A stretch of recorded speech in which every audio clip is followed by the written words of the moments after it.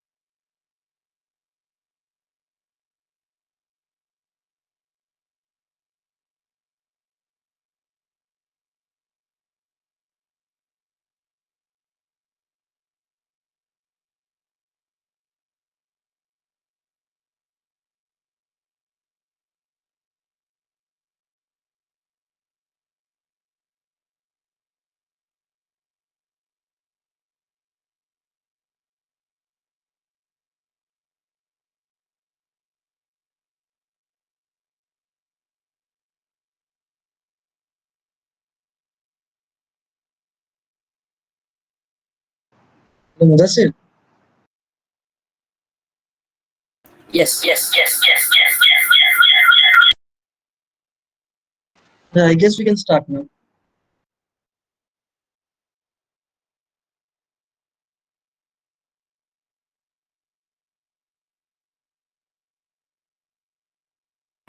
Okay, so let us start. Good evening, everyone.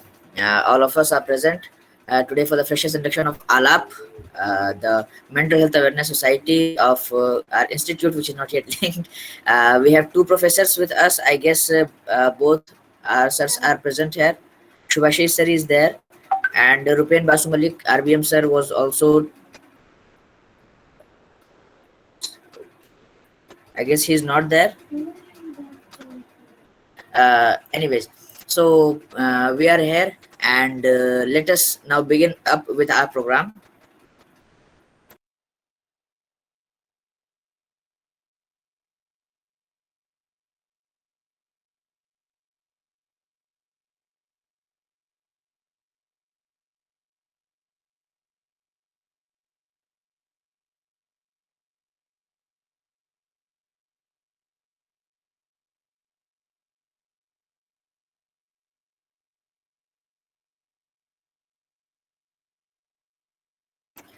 So I guess Rupen sir is already here.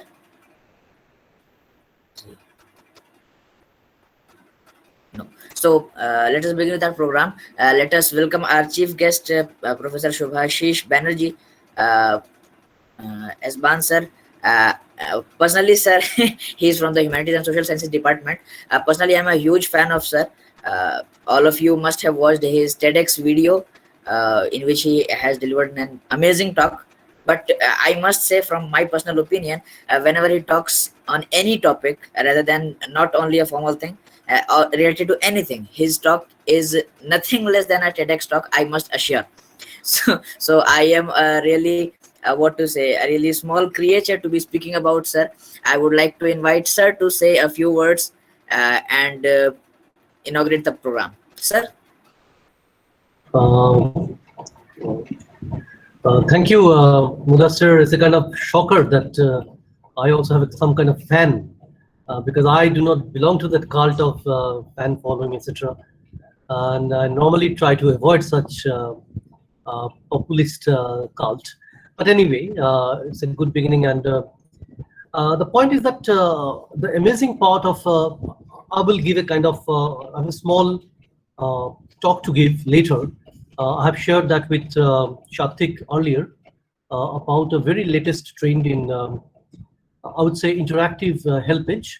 Not really counseling, but you may call it also counseling because there is a school of thought running for almost a century now, which talks about these things. It's springing from gestural psychology, but the first thing is that I will talk about it later when I will get the second opportunity. I don't know whether I'm the chief guest or not, because if HOD is here, Rupen Basu Mallick, HOD as a superior to me, as a controlling officer, should be the chief guest. But anyway, let's take it as you were going. So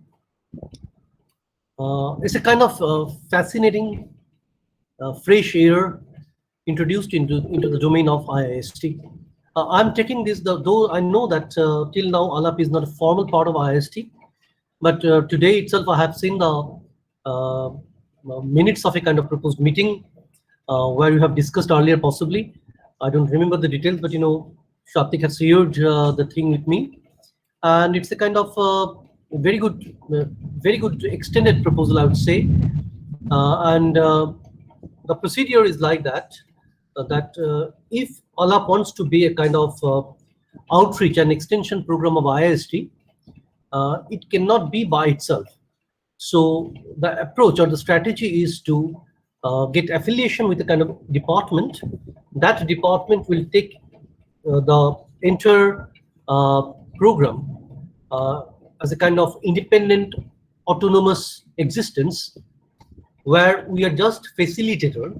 That means we are just providing the platform of HSS as part of inseparable part of IIST, and then ALAP will run its program, commissioning its planning, and doing whatever it wants to do in a kind of very coordinated, disciplined manner. So if that be the case, then the procedure is that the minutes need to be placed into a formal DFC, Departmental Faculty Committee meeting. If the DFC endorses that, then it will go to the Senate as a proposal for ALAP as a kind of very interesting, interactive, cognitive behavioral platform that has a kind of immense amount of importance every time, especially in this COVID-stricken condition. But even in normal times, such a venture, especially from young hearts like 18, 19, 20, 21, is fabulous. It's a fresh air that we'd always enjoy, because new ideas, audacious ideas, imaginative approaches almost always forthcoming from the upcoming generations. And we are old, and actually we look forward to the ability of ALAP to break many barriers, like the gender barrier, like the barrier between science, technology, and arts and art of living and social sciences. So it may also sometimes, as I have participated in some other program, actually luminaries can be invited to talk on various facets of progressive living, emancipatory living, and we can go well ahead with our program, because if it succeeds, then I think that this is one of the first such venture in the entire Eastern region. I know that there are certain efforts already in IISc Bangalore, Indian Institute of Science Bangalore, IIT Delhi, and IIT Bombay. They were running such programs, essentially run by the students. But it's a kind of I'm overjoyed that ALAP is there. ALAP is thriving. It's bubbling with spirit, and it has a huge amount of potential to make a kind of real-time impact on the collective existence of in an institution like IIST, which is pretty old and can be a kind of flag bearer for new thoughts, new approaches, and new initiatives championed by our fabulous student group here. So I'm very proud that all of you are directly or indirectly my student. And actually, as I told you many times in the class also, the students is the greatest teachers for a teacher, because we learn in every bit of our class time. Just not we interact, just not we deliver lecture, but at the same time, actually we get enlightenment, sufficient amount of enlightenment for us to carry the next class and the next to next class. So you are the motivators for teachers. And I personally believe that all my students over the last 26 years at IIST enormously build, and they are existing with me in bits and pieces, in holistic terms. And I'm really proud about you, your venture, and I welcome you all, the newcomer, new hearts, to be with the seasoned alumnus, seasoned students of seniors of yours, and please continue the effort and let make 1,000 flowers bloom together. Thank you, thank you, thank you very much.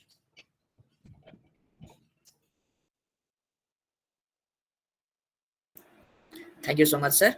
Now I would like Nishita to give a vote of thanks to sir for his enlightening talk. Nishita, are you there? Yeah. To all the members, our most valued invited guest, Professor Shubhasis Banerjee, sir. It's my privilege to have been asked to propose a vote of thanks on this occasion. I, on behalf of ALAP and on my own behalf, extend a very hearty vote of thanks to the speaker for gracing your important work and sharing with us your findings and opinions today. A big thank you to Professor Shubhasis Banerjee, sir, for his efforts towards this event. Now I would like to call upon my friend Sattwik Barua to share his thoughts. Yes, so good evening, everyone. I guess everyone has listened to Subhashish's talk, and I have something to put on front of everyone. Firstly, sir, with due respect to the administration of IIST Shibpur, I want to express to you to something as you are the faculty member of the Department of Humanities and Social Sciences. Please put your ear to this kind request so that we can go and proudly say the professors of Humanities and Social Sciences departments are dedicated to listen to the students. We feel that there is a dire need of a faculty member in our institution whose expertise is in the field of psychology and or psychiatry. There are several issues related with the current solution of the problems, and we have tried to put it forward to the administrations verbally, which bore no fruit. There is a need of a faculty member so that he or she can help and guide the students who are in need and who have faced a crisis event. Also, there is a student body which aims to act like the bridge between the professionals and the students, and they aim to provide psychological first aid. I, on behalf of the students, earnestly request you to appoint a faculty member whose expertise is in the field of psychology and or psychiatry with immediate effect. We can send you a write-up regarding the same as early as we can. In continuation to this, I want to describe the student body whose name is ALAP tentatively. We aim to build up a team to prevent suicides and work as the primary caregivers to our batchmates who are in need.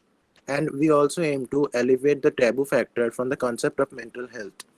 Also, there are several initiatives taken in other technical institutions like IITs or NITs and several research institutions like IISc Bangalore and IISER.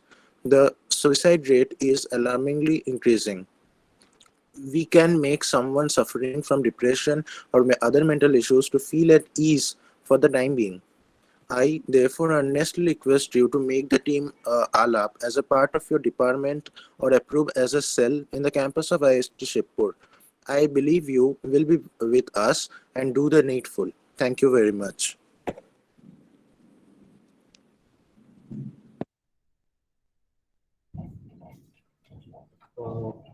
Modassir, can I rejoin? Sorry, sir. Can I make a rejoinder to Shatik's presentation? Yes, sir, for sure. Sure. Actually, that's a very interesting thing that in December 2020, I had a kind of I floated a proposal in the departmental faculty committee meeting for immediate recruitment of a psychology or psychiatry faculty member full time in our department, and the DFC actually kindly endorsed the thing. If Professor Rupen Mallick had been here, he actually knows that he had a talk with the Dean Academic Affairs about these things, and possibly also had a talk with our respected director. However, I'm not very sure because I was not in the thick of these things, because this is essentially administrative and quasi-administrative issues where he'd actually negotiate these things with the wider administrative circles.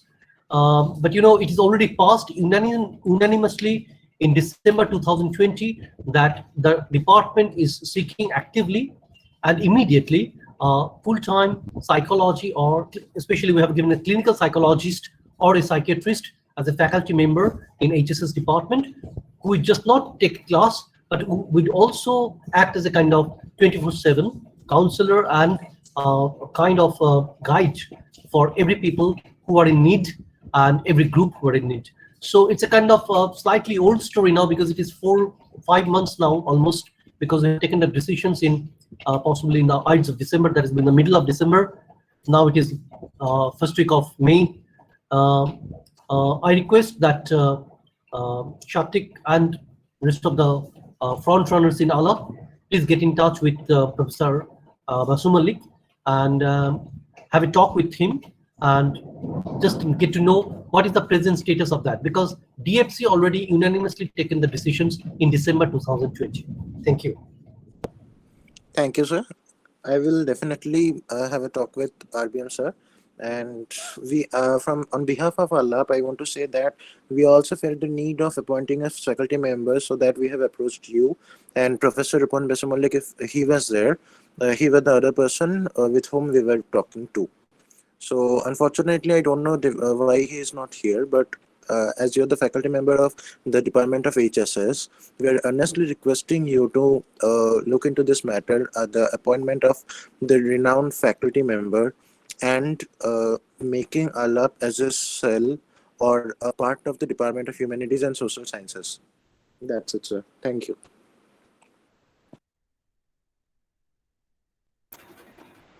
Thank you, sir, and Satvik. And now I would like our first year, since it's their induction, before our next part of the program, to ask anything you want to, sir.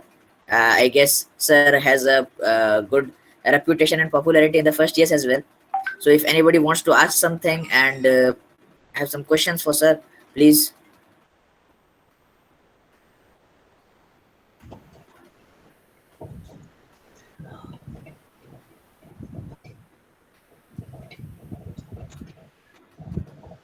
Well, I'm ready for the questions, no problem. One very interesting thing that I'm a teacher here for 26 years. I didn't know that possibly many generations now they are working across the globe in various capacities, and many people are in touch with me. So I'm a kind of privileged. I feel sometimes a privileged person, a very diminutive, vulnerable person who has a kind of very widespread network. And you know that one very interesting thing is that many people don't know my name. Even my past students call me S-Ban. When they phone me, if someone in my department or in my household pick up the phone, they say, "Sir, is there S-Ban? Kya S-Ban hai?" So there are 3 S-Bans in my family, and they say, "Which S-Ban you are calling for?" And say, "S-Ban jo So this sort of thing. So I have a kind of interesting universal nickname, and I enjoy that. So I'm ready for the questions. Any questions whatsoever, please ask, and I'll try to, because I don't have all the answers to be precise, but I'll definitely try to look at the issue in the questions, and I'll try to give as far as possible an exact or exacting response. Thank you. Yep. Anyone from first year, second years, third years, anybody who wishes to talk to sir, please put up your questions. Sir, it's not a question, but I would probably like to take this meeting as an opportunity for reunion, sir. Sir, I Yeah, really Anurag, how are you? How are you? Sir, I am good, sir. Long days, Sir, long day. It's been a very long day. Yeah. It's a very long time. Very The long. last time probably we had talked was probably during that digital humanities workshop. Yeah. The Washington University guy. Yeah, who came. Anupam Basu. Anupam Basu, yeah. Yeah, that was the last time. I think it was among the last few weeks of college as well. Yeah. Because that is in February 2020, isn't it? Yeah, that was in February 2020. Yeah. Digital humanities, yes. And that was the last time. After that, sir, a lot of the things happened on which we could have probably talked. But you said that you were off from WhatsApp for some reason. I actually went out from every social media for some reason, but I rejoined. I rejoined in WhatsApp and in Signal. I was there, and actually, Sattwik is communicating in my WhatsApp. Okay, So sir. it is not 13, my usual number. Now Okay, the sir. personal number is 063. The rest of the digits remain the same. It is now 063 instead of 013. That's all. So in fact, sir, I have your number. It's a Yeah, 063, the last three digits. yeah.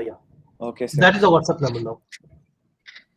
I just saw that on Tannishtha's WhatsApp story that you were doing the session, and I just joined, sir, Yeah. just to see if I could connect back to you. Sure. And sir, the second years are actually very right on having someone look into the mental health or the related affairs of the college, because there's been a lot going on recently with our family members down with COVID, or like many of our friends down with COVID. The college seems like no sign of stopping, or like they're just piling up things. So I think all of them want a very neutral analysis of the situation right now, like not from the college's perspective or the students' perspective, like from a very neutral perspective. Mhm. So I think that's what the second years want and the first years. Mhm. Also, Sure. sir, Yeah. I guess I would just leave it to the first years and the second years right now, and sir, I would revert back to you on WhatsApp. Yeah, I sure. would not take time from this session. Yeah, sure. Yes, sir. Thank you, sir. It Welcome. felt very good, sir. Take care. Yes, sir. Uh, it's a kind of a very kind of intriguing situation into which we are in.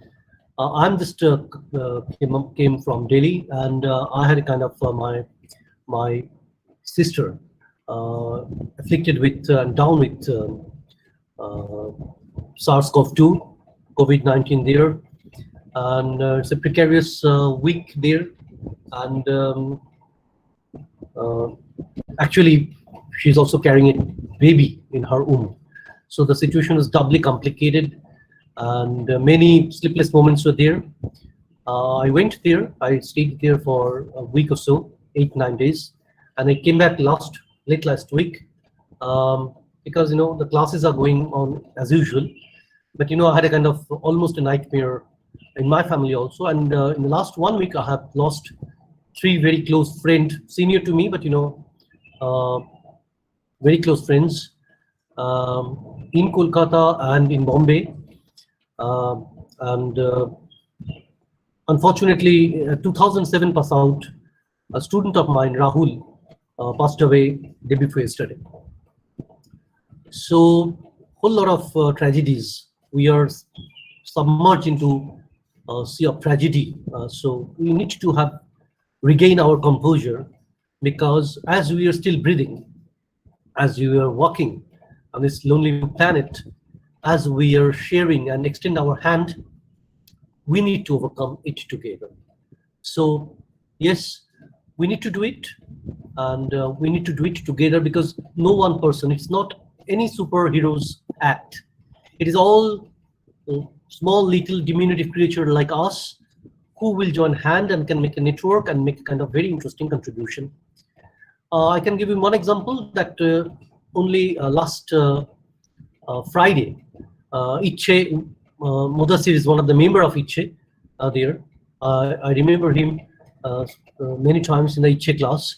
So IIEST actually started a kind of group for plasma donation, for bridging the gap between the plasma donors and the plasma givers, as well as the oxygen and hospital beds. And we are already some kind of flooded with one-sided of, that means plea, blind plea that please give, please help. But we do not have that amount of supply side mechanisms in presence. So we are going to tide it over, because many of our alumni, I believe that around 20-25 alumni across India are now part of that IIEST initiative, and we are very much in the thick of this issue, and we are not being couched down or going down in front of this pandemic, because we know that it is only 4.5 grams of total viral load. If you measure it grams, the global viral load is 4.5 grams, and we'll be able to overcome it very sooner than later.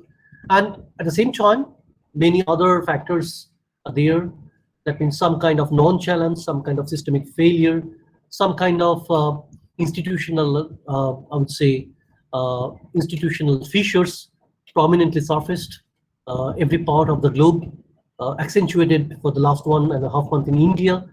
Though oxygen still in West Bengal, I believe, is not still a problem, acute problem, but it's a very, very large problem, a very large issue in many parts of India, especially the northwestern segment. So we need to do it. We need to carry forward the challenge. It's a collective challenge, and it's a kind of Agni Sanskar. It's a kind of getting purified through fire.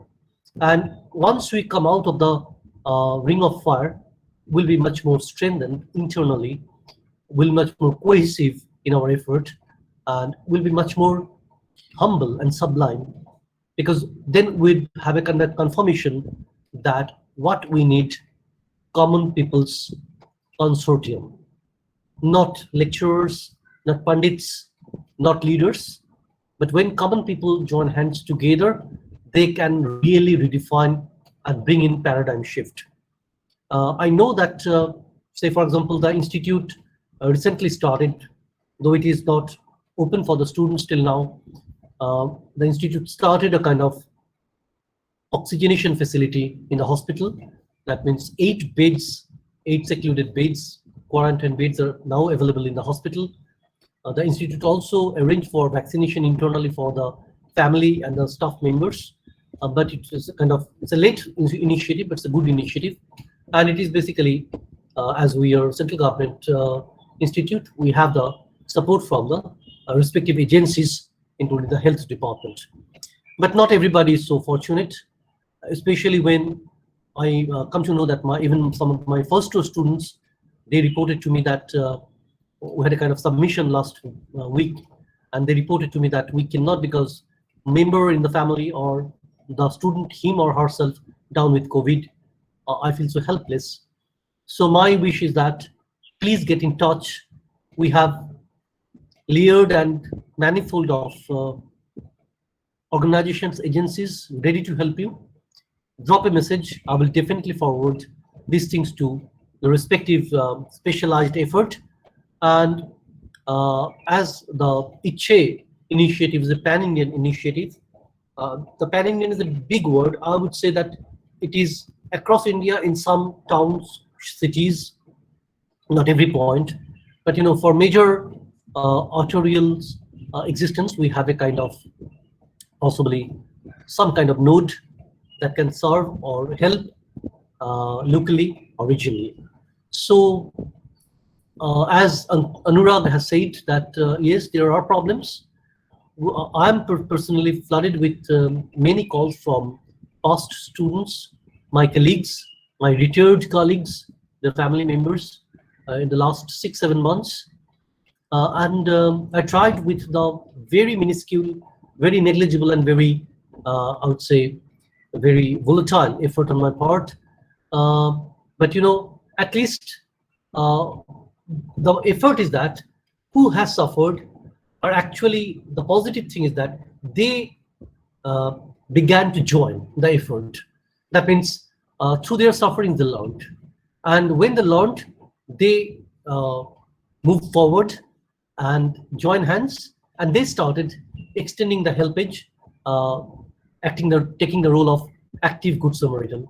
So it's pretty interesting that in this way we can snowball the things, and this snowballing can actually help us in many ways we cannot think or talk right now, right here. So just feel free to send me a message, or you can call me. Normally I take even late hours call. That means in the middle of the night, I'm available.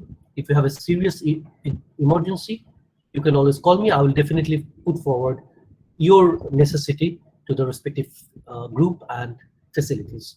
So, but once again, I can be just one grain of a sand, and we need to convert these sand dunes into a fortress of human creativity and civilizational effort.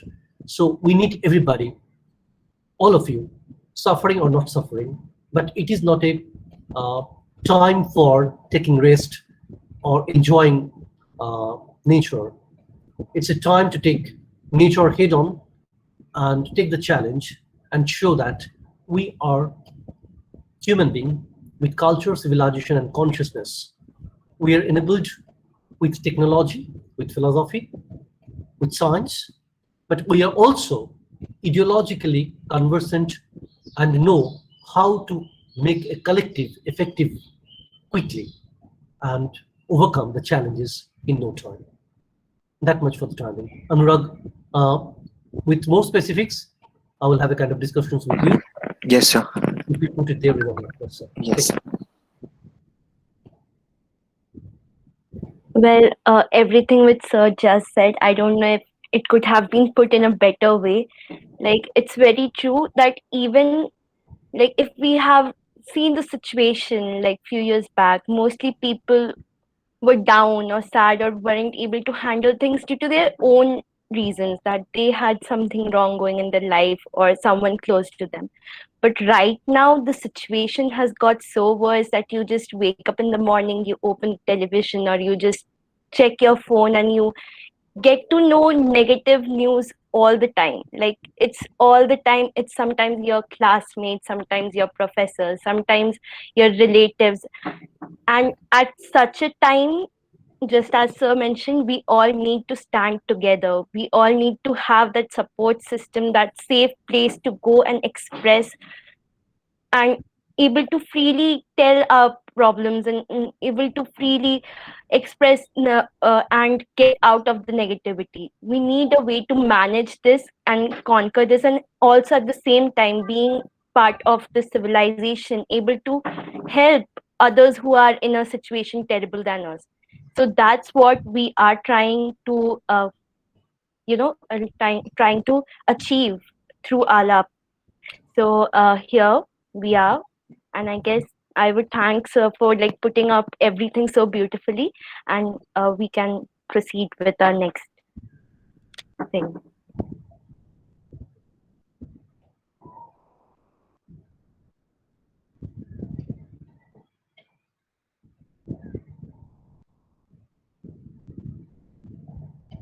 Questions?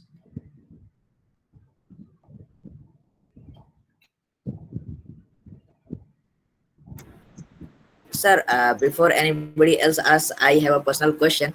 Sir, as you said quite very well, that this is a time not to enjoy nature and not to be so relaxed. We need to work together and stuff. So, personally, it's like I am staying at home, and yes, we should feel gratitude, and we should feel blessed to have our friends, our parents, our relatives, that they are safe and are with us.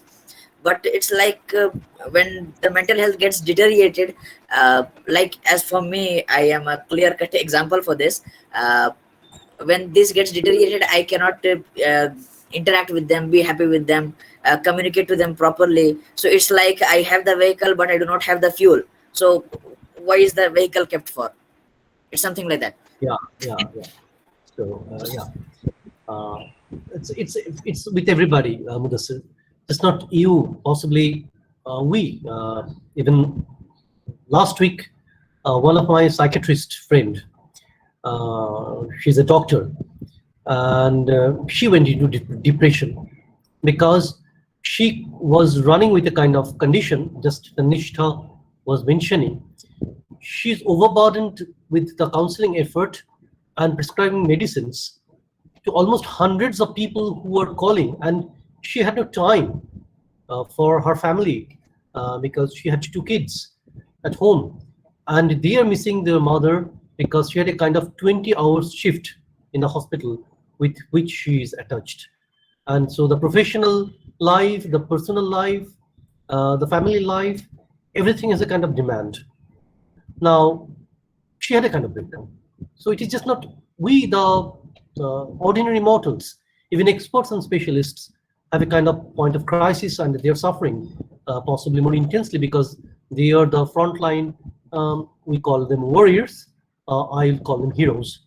So they are the persons who are taking care of the people frontally and actually remaining in the field for most amount of the time.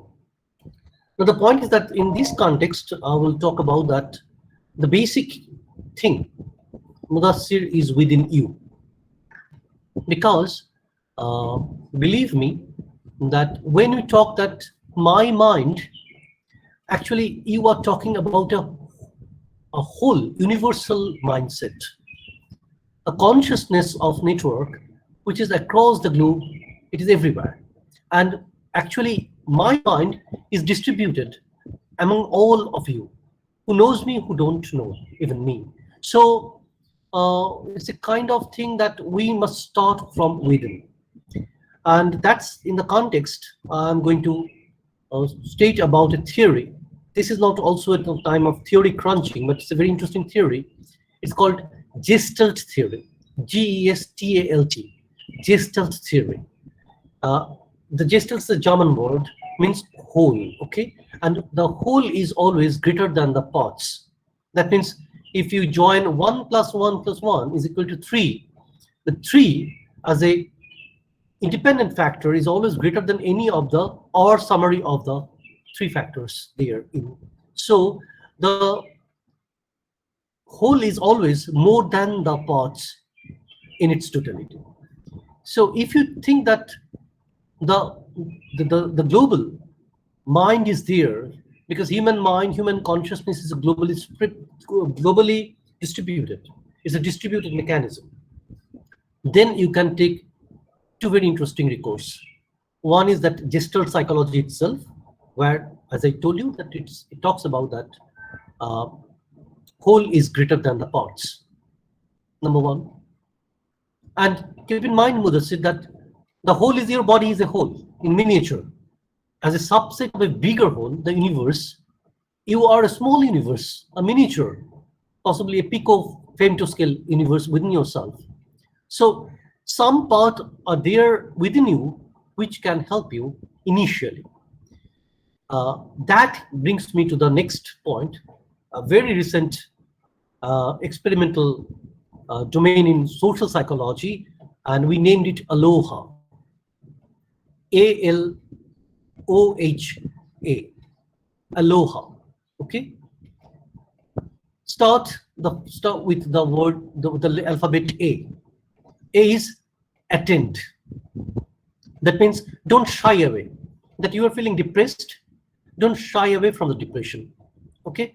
Sometimes if you confront the depression and ask 1 or 2 questions or write 1 or 2 line as a scribble on a piece of paper, you know that what is the point that depresses you.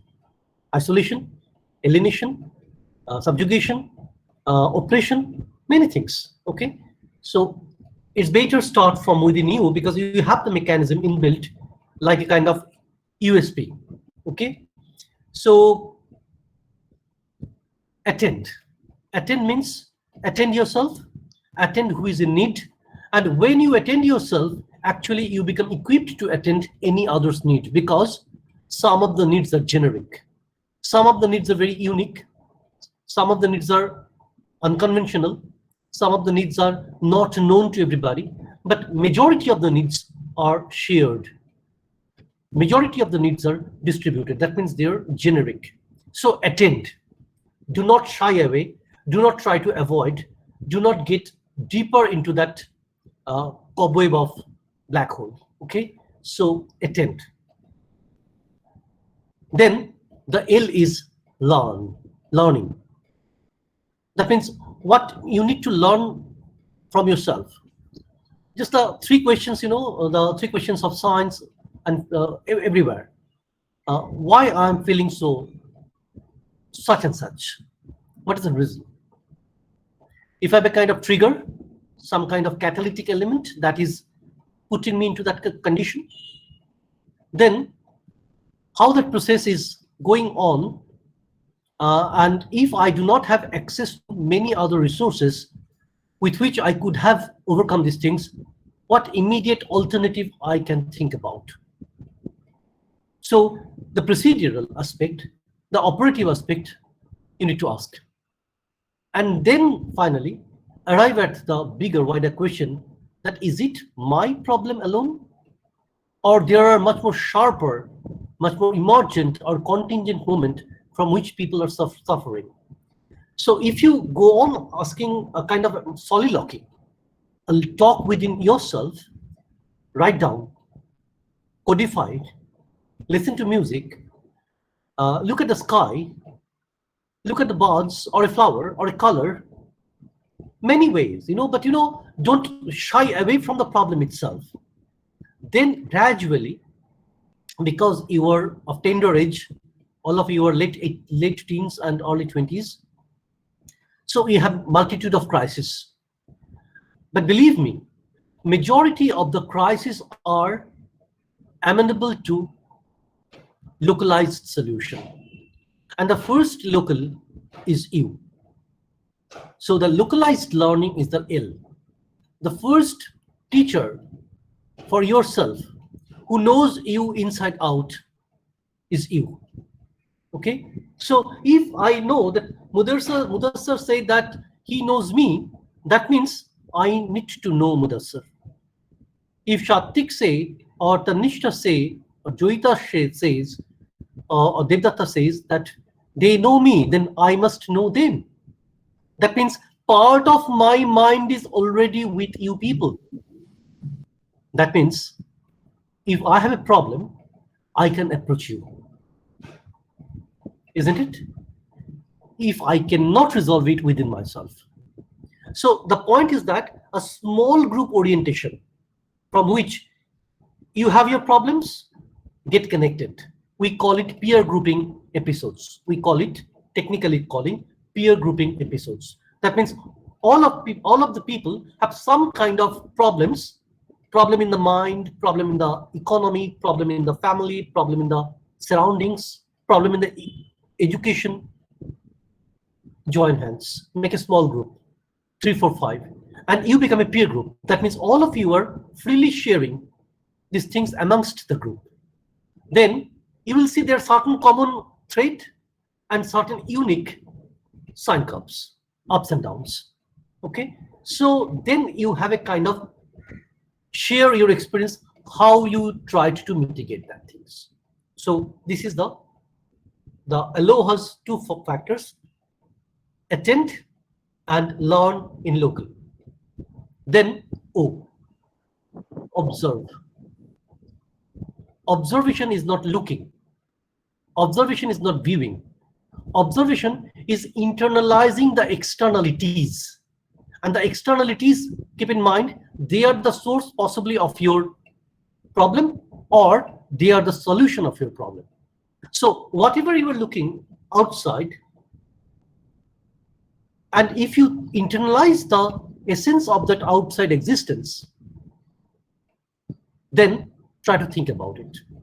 Yesterday night, it was pretty late night. Suddenly, across my study table, I was seeing that a series of ants, small black ants, are moving up, and they were carrying something from underneath my table. Suddenly, one ant, a small ant, fell down on my computer. And I was looking at the trajectory. It was moving through the keyboards and trying to solve a kind of network puzzle. And finally, it climbed down from the computer and waited with all the antennas, the two organs it had in its front, almost smelling the air, and going towards the, once again, the huge, possibly hundreds and thousands of ants were making a march like soldiers across my world. I was looking at them, and when I was observing, I was thinking that they had no sense of individual profit at cost of others. It's a kind of collective cooperative existence. It's a kind of learning for me.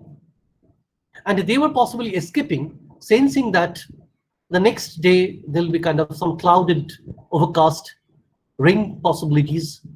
So they were going away with some kind of food in the mouth to a safe bed. And alarmed. This is observation. And when you observe the nature in your surroundings, go to the rooftop, look at the sky, look at the falling petals of a flower, look how the crows are assembling, the sparrows are making meetings, the dogs are barking, how the prayers in the temples or the mosque or the church are resonating. So everything is nature. So you need to observe. And this observance brings in a kind of fresh air of sensitivity. Most of the time when we get depressed, we feel short in terms of supply of sensitivity. And I feel that, well, I am really in trouble and I don't like anything around me. Everything is so dark. Then you need to ask yourself, there are darker patches in someone's life. If he or she comes at you, at your doorstep, what you do? Will you throw him or her away? Will you close the door, shut the door with a thud, or you will try to listen? So first, observe yourself, extend the observe in the outer nature, paint a picture, take a photograph, write 2 lines in your diary as a memoir, and possibly call a friend. But finally, the observance start must within you, because you are the observer, and you need to segregate part of you and ask yourself a very rudimentary question. What's the problem, my dear? Is it the end of the earth? Is the crisis greater than your life? Is it more problematic than the person who went to bed with the family without any food? Is it more problematic than the people who is now standing in front of the gate of a healthcare system without oxygen, without supply of a bed? So if that is not more than that, more accentuated than that, I need to resolve my problem starting with my available resources within myself. So you need to be observant. You need to be an observer who can look inside, introspect, and then start observing the surroundings and bridge a connector between the inside out. So that is the observations. So aloha, the H is the most important thing, and that's the networking. That's the human relationship. That is help, share, care. When you are depressed, look at a kind of dog which is wagging its tail, and give him a kind of piece of a bread. And the happiness of the dog making a sound may enthuse you to come out of your thing. Help many times is done by music.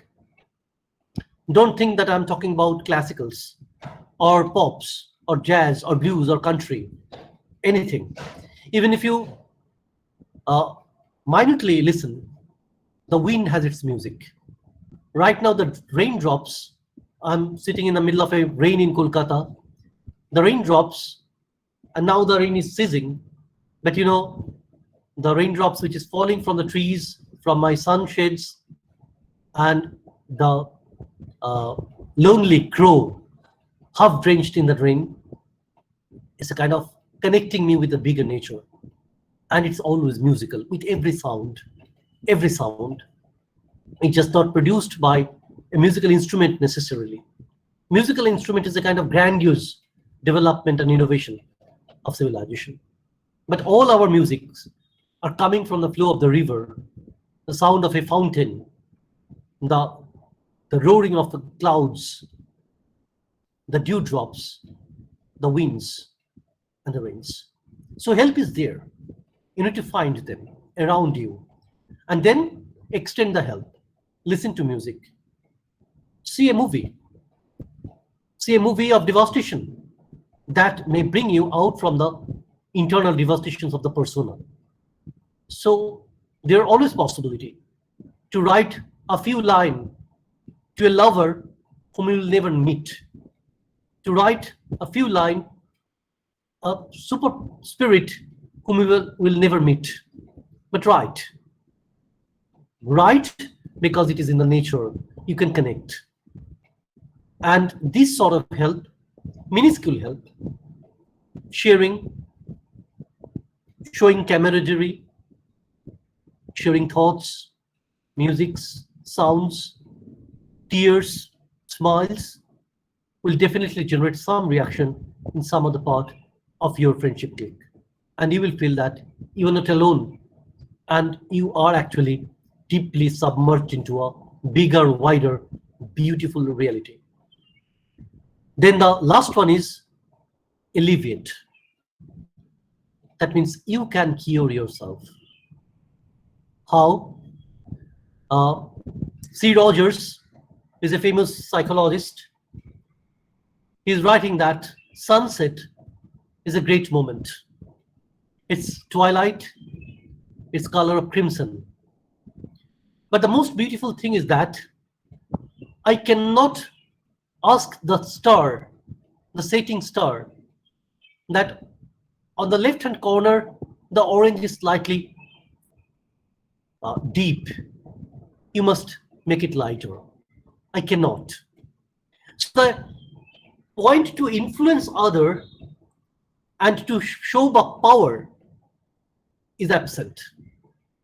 So it is very important to think that even the most powerful is so helpless and helpless in front of the nature. I cannot direct the sun to recolor itself and distribute the shades and the lights as I wish, because it is the setting sun and its crimson color and its beauty that I am going to enjoy with a kind of sense of loss of a day, but also with the expectation of a new beginning tomorrow, with new dewdrops, with new sunlight, and a new day, a new advantage. So try to alleviate.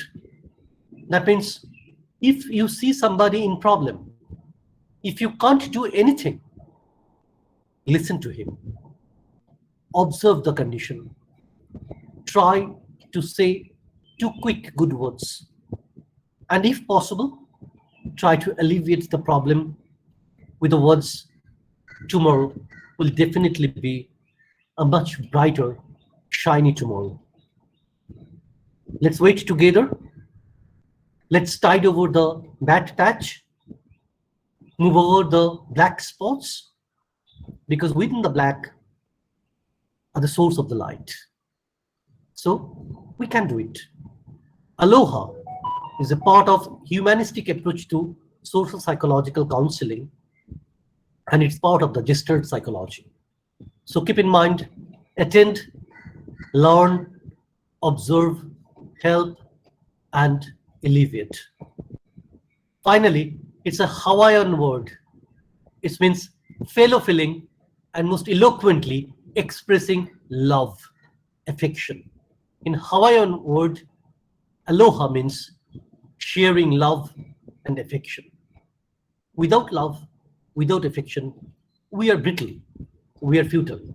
So take aloha as the next step of the gestalt psychology and start practicing within yourself, within your family, within your neighborhood till that point of lockdown. But we're already very much in ALAP, so we are interacting. We are already as part of aloha here in itself. So, Yeah. being at home and being at relatively comfortable position than many people, Mhm. so you're conflicted between many thoughts. Like, for example, if I have three options and there are downsides and upsides to all the three options. Mhm. For example, like first option I have, that I can exchange people's messages I often wonder that these messages which come on WhatsApp and Instagram and another social media sites, but like I'm seeing my father and mother being called. So the situation under which they are being called is a much serious, like a much serious situation. I wonder that my contribution in terms of sharing WhatsApp messages for Mhm, suppose a person in the amidst of a situation in his mhm, or her house. I mhm, wonder if they're checking their WhatsApp or Instagram or not. mhm, So it forces me to think that like this form of whatever is happening, sharing on WhatsApp and all, our parents, what they are doing is the much serious version of whatever we are thinking that we are contributing. mhm. So I often stop sharing WhatsApp messages as a form of helping. So Yes. this was the first option. Now Mhm, the second option, which I think about, is that, for example, few days ago, few of my friends, we were discussing that there is a problem of mobilization of these resources like oxygen and all, due to location, due to delay and all these. So they were thinking of developing an app to record from where to where, at what time these amenities have reached, to which hospital, which route it should take, so that it can reach the hospital which was in a much more need, in a you know like, so that they can coordinate that which hospital needs more number of oxygen, so that they can take that route. So these right. kinds of systems can be developed through an app. Then you often think that maybe they are developed, maybe we don't know about the real problems. Mhm, So you come to the third option, which is like sitting at home and being comfortable, work on yourself and enrich yourself. That's the mhm, last option. And I mhm, think that, and then again you then suffer from a certain amount of self guilt that you're not helping enough. mhm. So what is this dilemma? No, this is a kind of eternal dilemma. Uh, Number one, so uh, I would like to intervene here once. yeah. Just as you said that whether this sharing of messages and all helps or not. Initially, like when I used to see all these statuses and messages, I had the same dilemma that whether at all is this helping. Mhm, But like you did start with sharing these messages and stopped later, it was the other way around for me. Like I didn't used to quite share these messages thinking that whether they're authentic or not. What if they are just from some random source? But then once when my own friend like my best friend was sharing with me details of her professor, she was in a like very critical situation and was very worried for her professor. Then I started sharing, but when I did start sharing, I did get response from people who were ready to help. Like they were asking that they know certain contacts, they know certain people, they know certain resources. And then like I will tell you, like this happened twice or thrice that I did get I was able to get leads, I was able to get people who were ready to help. So then I felt ki however small step you are taking, it's still worth it.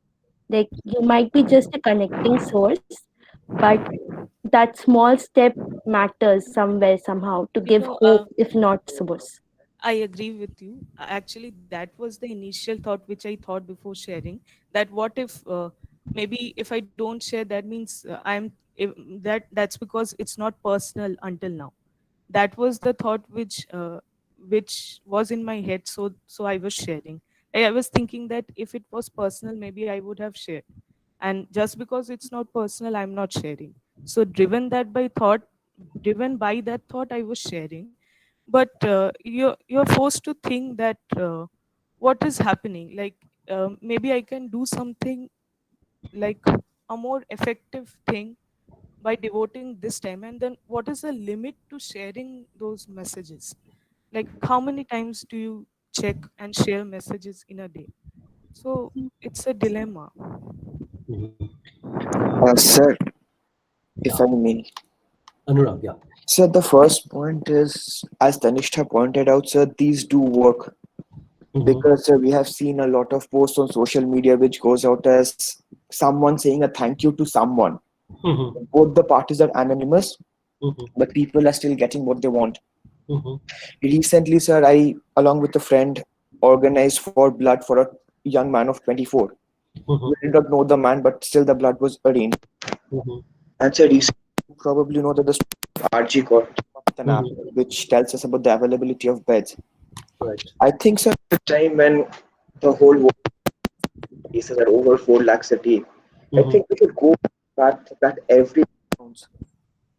So if we're able to save one in a day, like sharing of 5 messages, I think that's what matters. Also, sir, we don't actually know what is the extent of contact our friends have. Somebody might as well have a friend's father who's in the administration or someone who's in the government. At least, if not leads, the person can come up with correct news. This is possible right now, and this is not. Also, had a lot of friends who were verifying the numbers on their own. They called the numbers specifically and they asked what's going on. Are they really available for the oxygen or it's a hoax? And I have seen, sir, a lot of lives being saved in these ways. A pregnant lady, she was in need of, it was done. And sir, because I know this is a very official meet and saying anything against the administration literally is not right.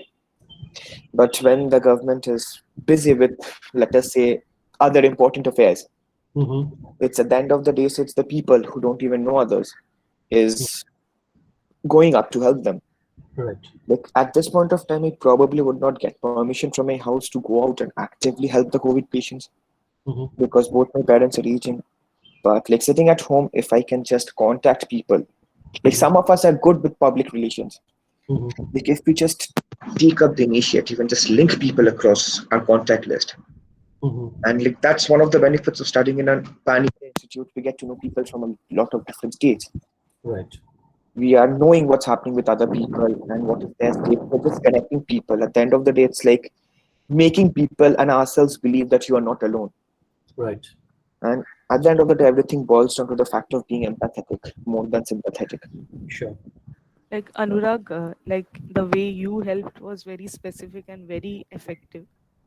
Like similarly, the way our parents are called by the person exactly affected, the way they help is very effective.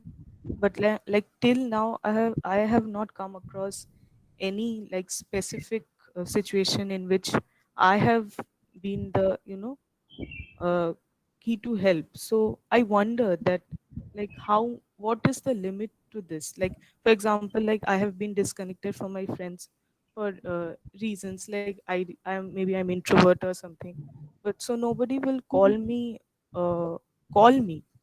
So you understand that there is a dilemma to it. So, should I intervene or there's some other question, some other interjection? So I just wanted to tell her that in this Yeah. past year, I have known people in a new way.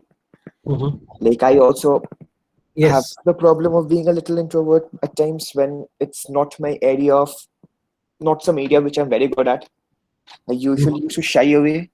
Like sir, know that like in my sociology classes I was active, but probably in management I was not that active. Yeah. But I've discovered people and my own self in newer ways in this past. And then at the end of the day, I think it's that if you can see one life in a month, that one life counts. Yeah. Sure. Actually, Tanishta and Anurag, in their way, uh, tried to answer some bit of the dilemma. Amrita, possibly, isn't it? Amrita Shah, isn't it? From the voice, it is showing Yes. a. Yeah, yeah. So it is Amrita. Last semester we had a class. So the dilemma is basically coming out from a very interesting feature of human being.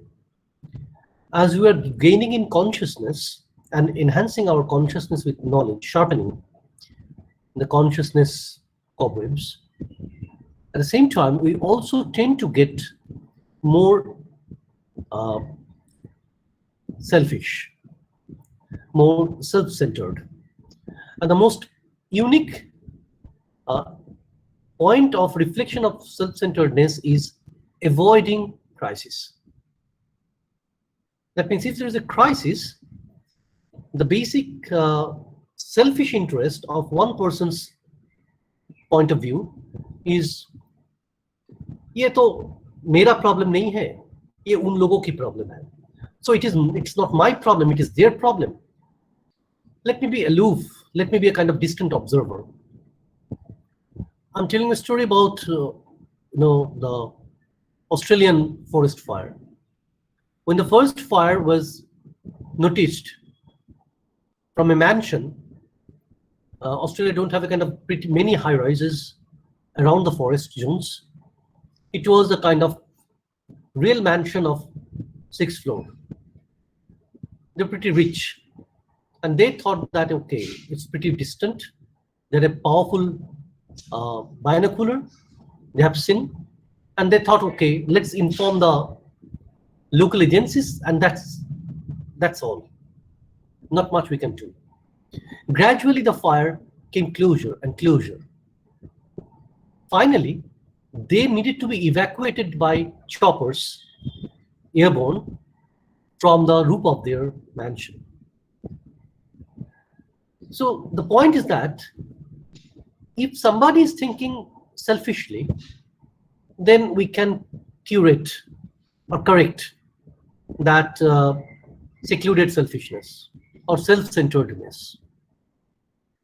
But if the fire is immediate, and if still people of some collective try to remain nonchalant, try to remain unaffected, that is going to really put their life into danger.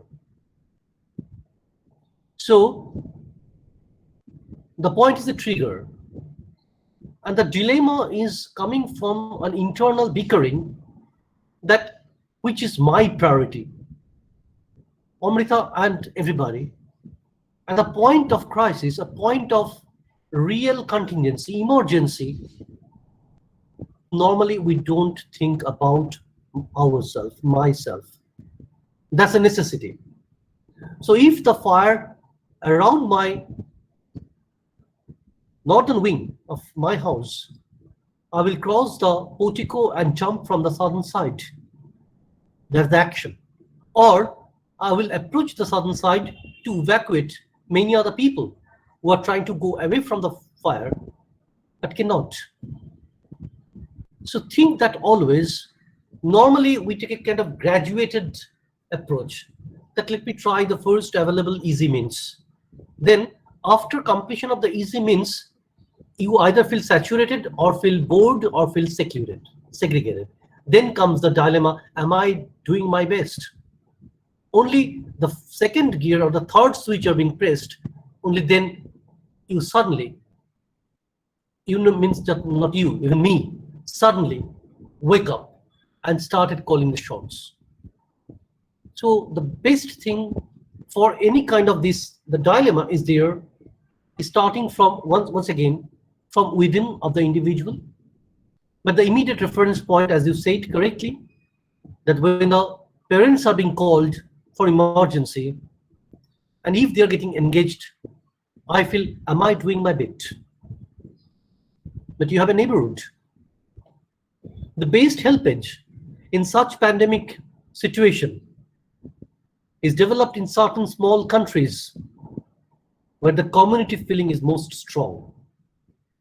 That means the disconnect from myself and the neighborhood and the community need to be re-Christianed, need to be reconnected.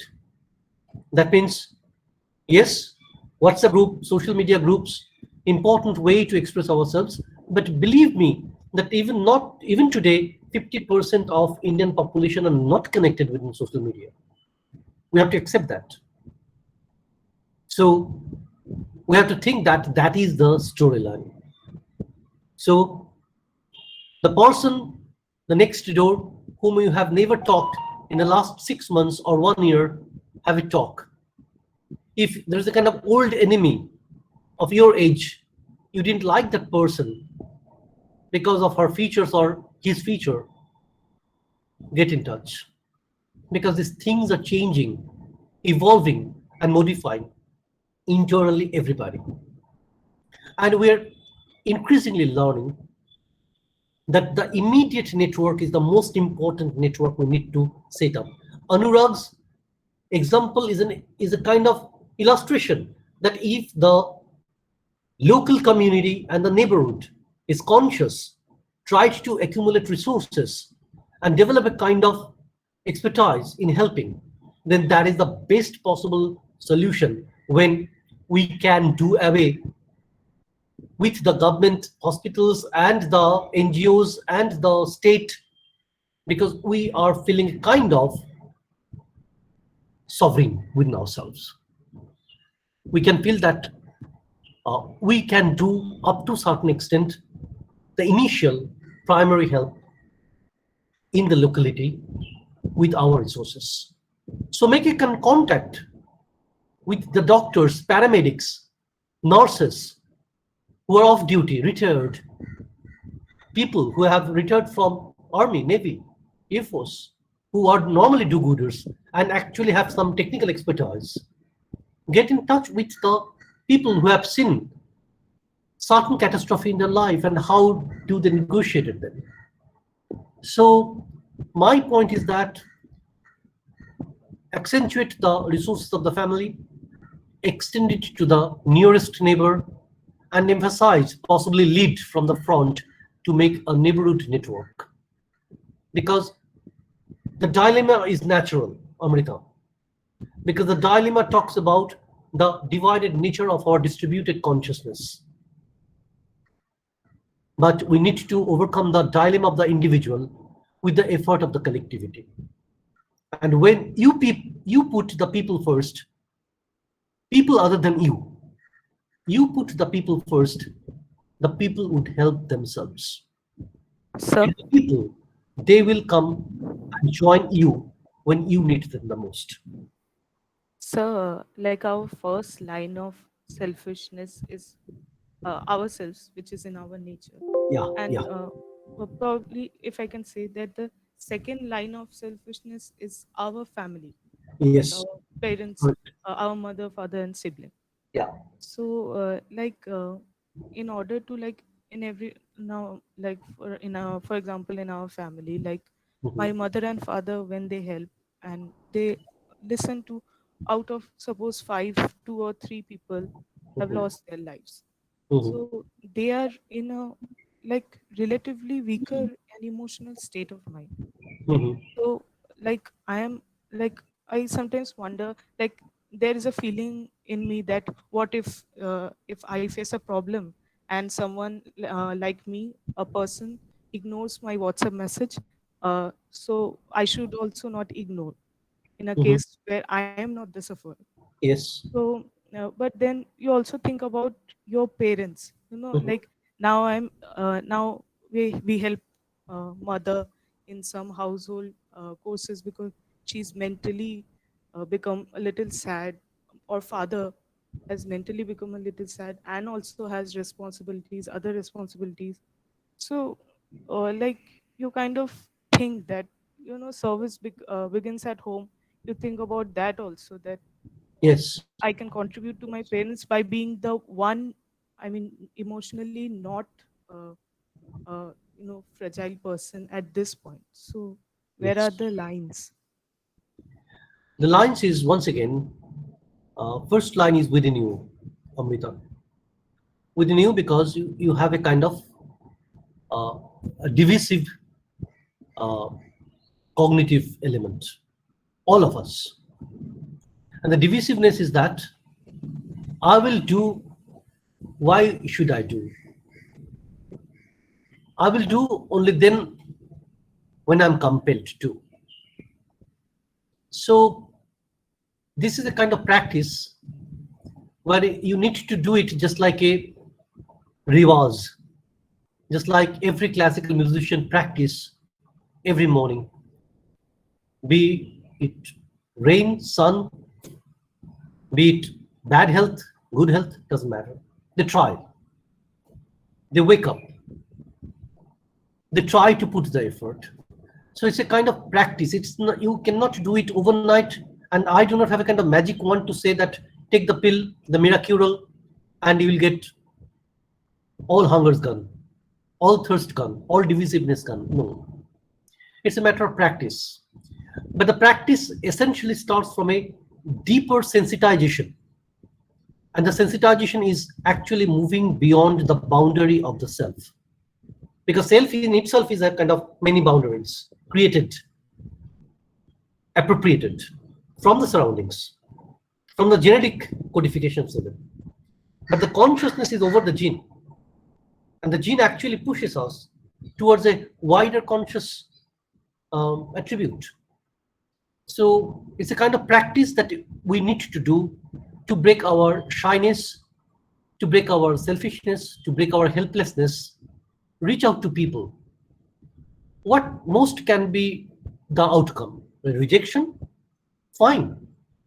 Then you know that if somebody is rejecting you, you would have a kind of feeling right after rejection. Have I done the correct thing? Just like many times when you couldn't give alms to a beggar, couldn't help a person, you feel sad.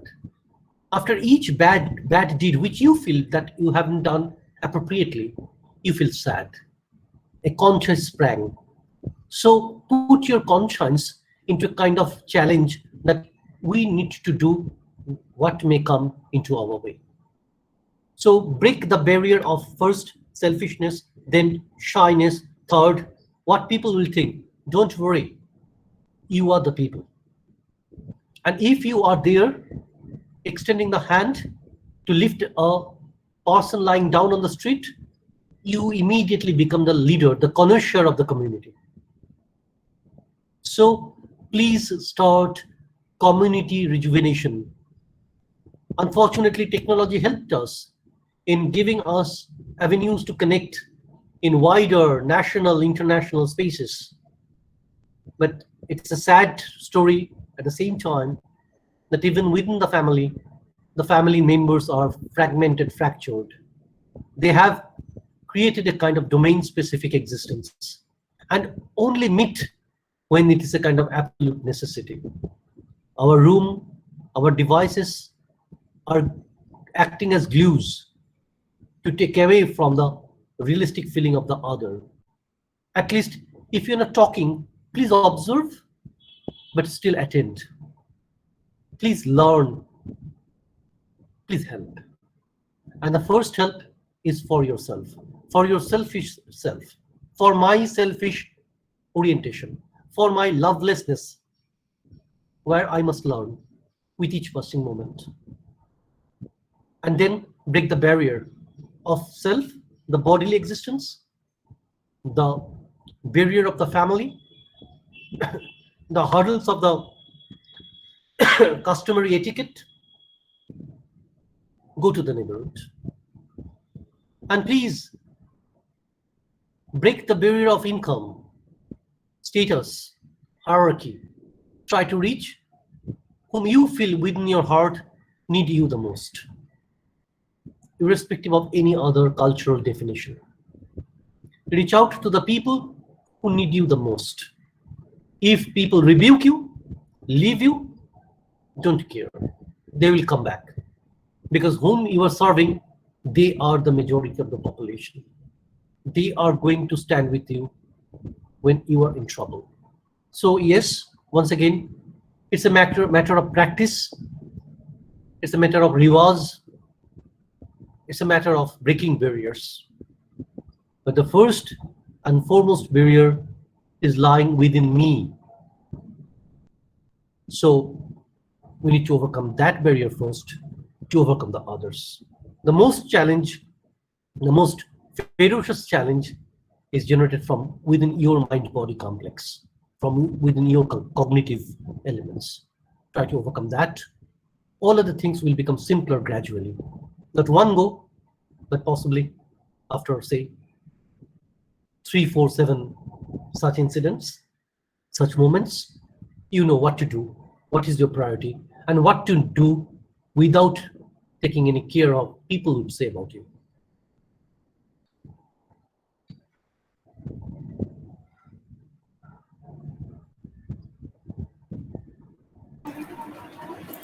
All right. So Now I would like to welcome Rupen Basu Mallick sir. He is already waiting, I guess, from quite a very long time, and I would like to invite him for delivering his words. Hello, sir.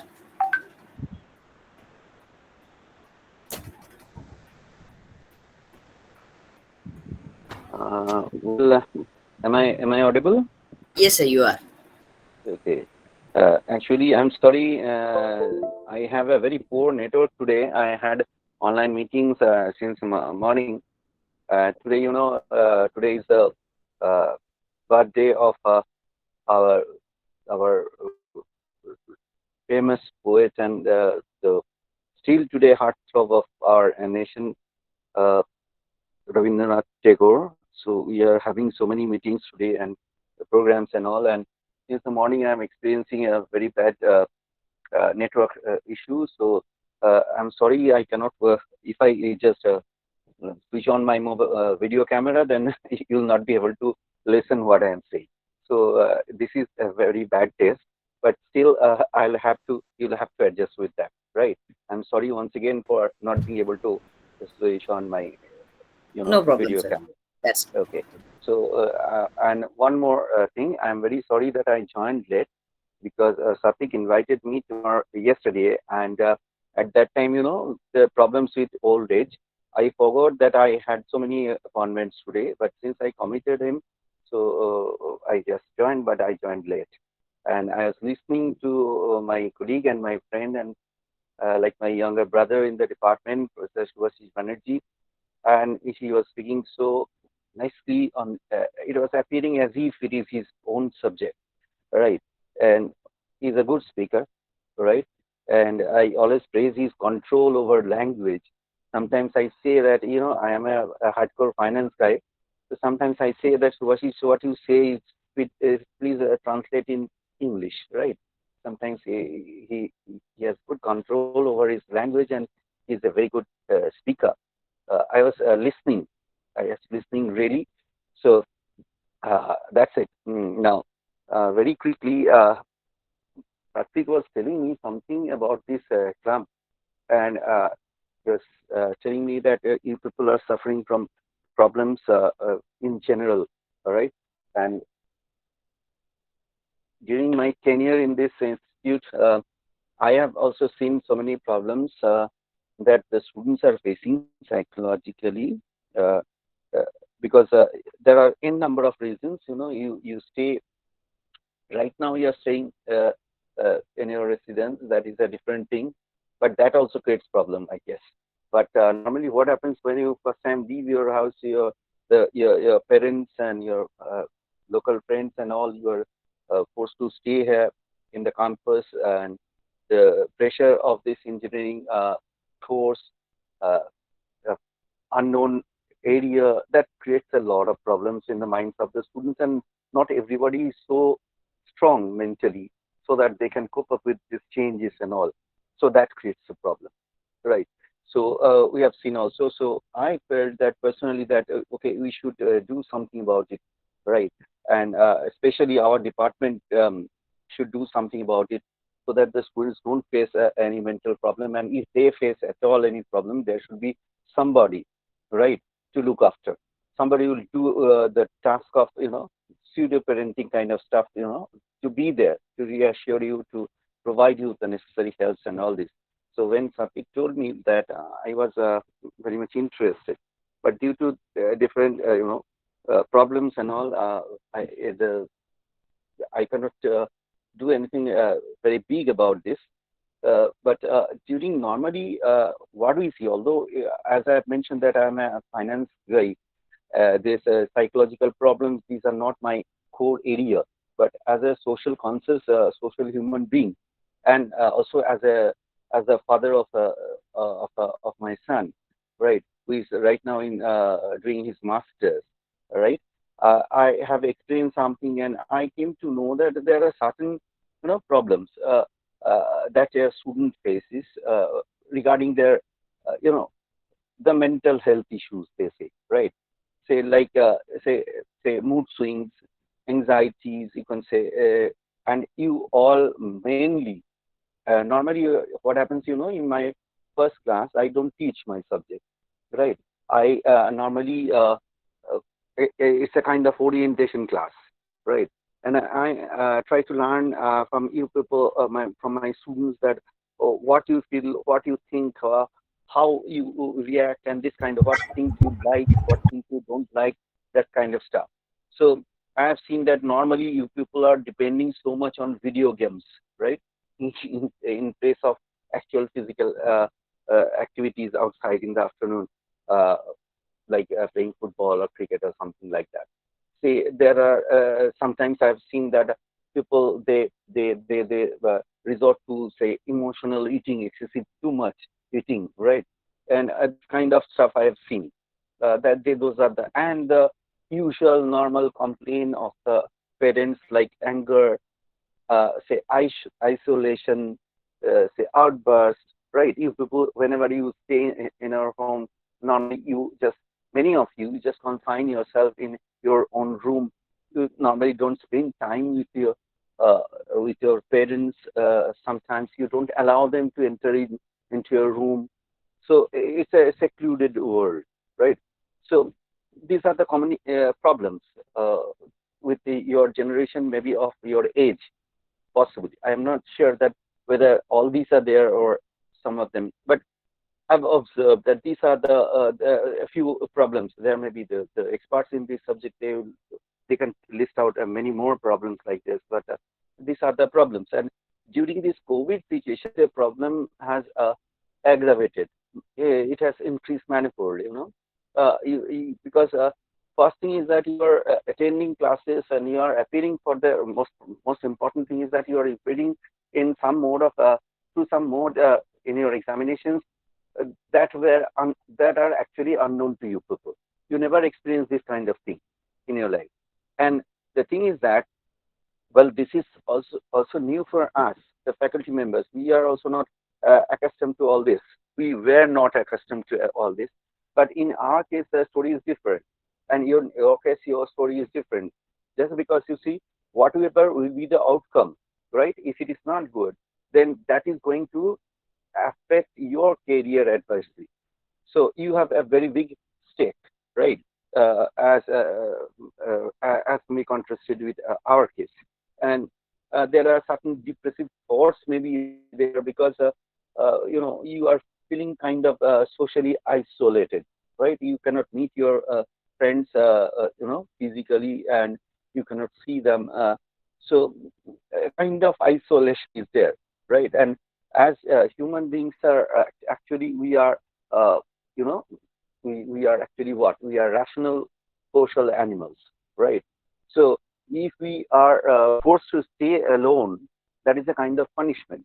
Perhaps you have studied in your history class that during the independence movement, right, the British government used to punish those freedom fighters, right, who were very much problematic for them, to solitary imprisonment kind of stuff.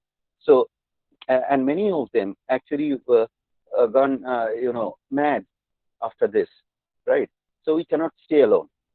We are social animals, so we cannot stay alone. So this situation requires that everybody is saying that please, for God's sake, just stay inside your home.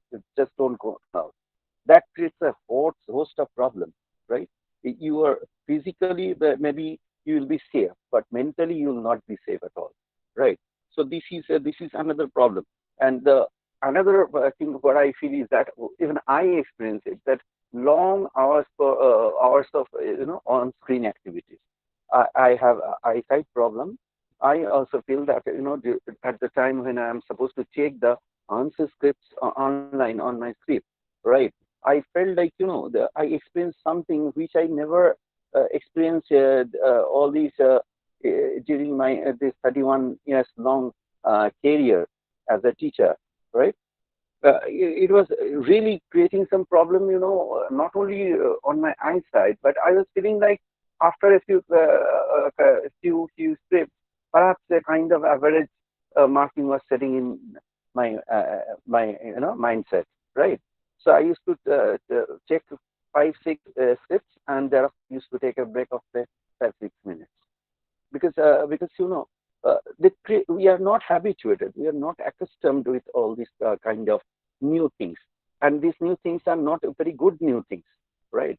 So all these are creating, yeah, and we are some kind of matured person. We have seen the world, we have seen the life, so we have some kind of uh, ability to cope up with the situation. But you people, you are so young, you are so immature in that sense. Don't take it as a negative uh, adjective that way, right? I'm not trying to marginalize or undermine your abilities, but you have not seen the world in the way that we have seen.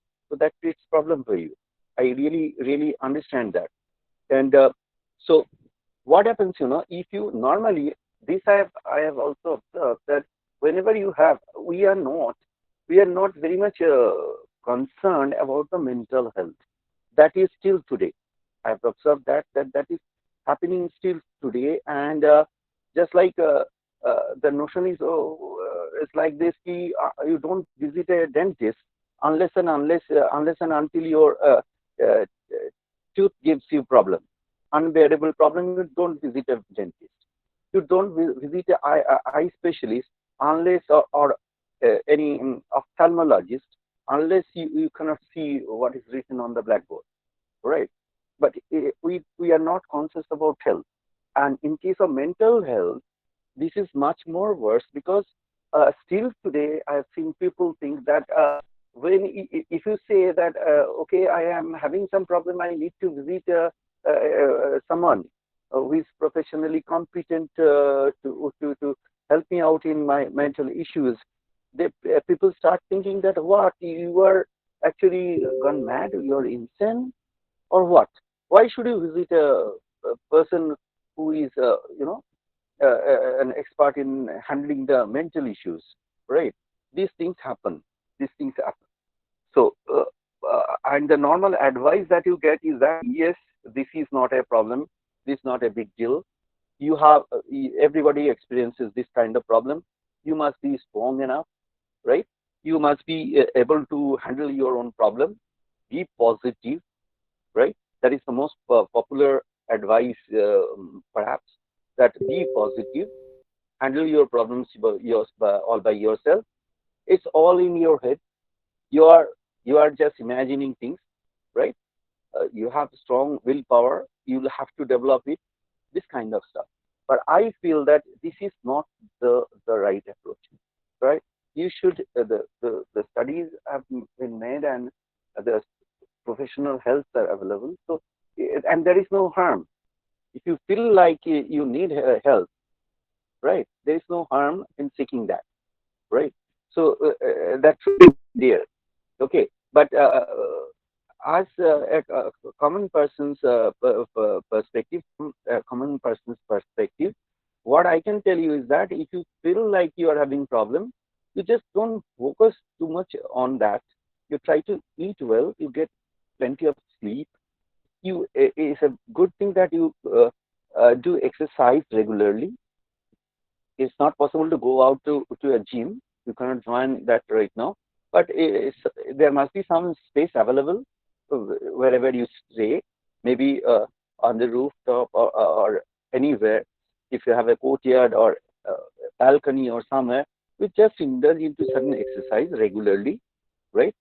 My son was at one point of time he was facing some problem in his school days, right? He was there in a very famous school of Calcutta, very much famous, and he was subjected to bullying, which is a very big issue right now today. It was there. We are not aware of this. So he was a victim of bullying in the school, led by one of his teacher, right?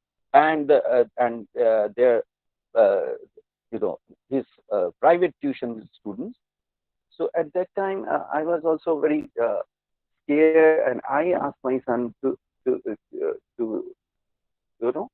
indulge into this kind of activities. Right? He joined that gymnasium, and thereafter, it had two effects. First thing is that if you develop a strong body, the exercise is a good stress reliever. that helps you. And the thing is that when you develop a big structure, your enemies will need not do anything. You need not fight physically with anybody. But those guys, those who bully you, they are basically cowards, right? So if you develop a strong physique, they'll be scared to be after you, right? And that clicked. That clicked, right? I'm very proud of myself that without having any knowledge in the subject, in-depth knowledge in the subject, I advised my son something and that clicked, right? So still today, right now he is in university, and still his friends, uh, they don't dare to go after him, right? Just he looks, he gives a cold stare, and that's enough, right? So that is one good thing. And you should stay connected with your friends and family. That is what I feel that you people, I learn from my friends also, my relations also, that your generation, you are often get detached from your family, right? That is not a good thing, because your family is your family. Those guys will be with you throughout your life. They'll be very happy selflessly when something good happens to you. And there are only people who will be really sad if something bad happens to you, right? They are the real friends. So be connected with your parents. That is very important. Don't get detached, right? So that is very important thing. And I also believe that when you are staying home, forced, you're forced to stay home. Just why don't you get involved in your household work? You see, nowadays I don't think that there is something called these are the ladies' work and these are the gents' work, right? Why don't you help your mother in some household activities? You see, these are not any great thing or anything that requires 5 years training, right? Just help her. You just help her in cooking, maybe you help her in cleaning activities, whatever suits you, whatever you like. But that will that will have two effects. Some time you will be spending without having any stress, and that will be resulting into a better bonding with your parents, right? Because with the parents, sometimes we start thinking that okay, our role is perhaps over, right? My son is more connected with his friends than with us, right? And that gives a kind of feeling which is not very good for your parents, right? So if you stay with them, they don't expect anything from you, I guess. If you just stay with them, if you just show them that okay, mama, I care for you, right? You're doing so many things all alone, I'm there. Whatever little thing you can do, if you just try to do that, even if you can show without doing anything, if we can just show her that okay, I care, mama, you are doing so many things, I'm here, just let me help you in some way or other, right? You can just help her in any activity. That will be good. That will be good. Anyways, if that is the problem with the teacher. If you start talking, you'll continue forever and forever, and the things will last forever. So let me conclude over this. So these are the things that you may that I don't know how far it will be helpful, uh, right? So with this, regarding that specialist help, what I can say is that Subhashis knows that for last couple of a year, I'm very much interested to have a faculty in our department uh, from the area of psychology, because I felt that the need is very much important in our institute. But due to certain reason or other, we cannot have this till today. And I have contacted with a very renowned person. He's not famous only in India, but he is also known outside our country also. But he is just not available right now.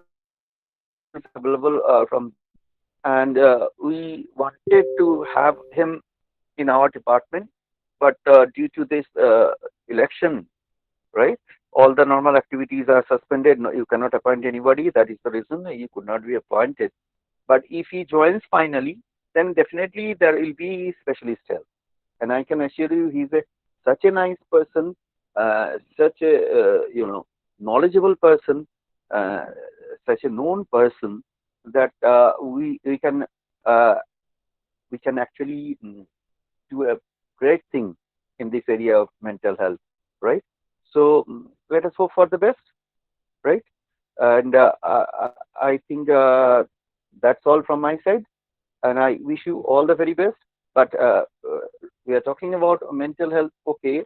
But would always request you, as I do to my fourth year students, that just please observe, because the second wave is deadlier than the first wave, right? And it is affecting the younger kids also.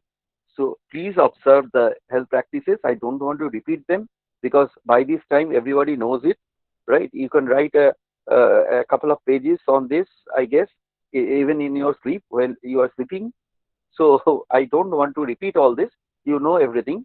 Just please be careful because the day before yesterday, I went to Shibpur for my second dose of vaccine, and when I was coming back, I thought that okay, let me do some shopping for me so that because I came out of my home, so let us use this opportunity and let us do this.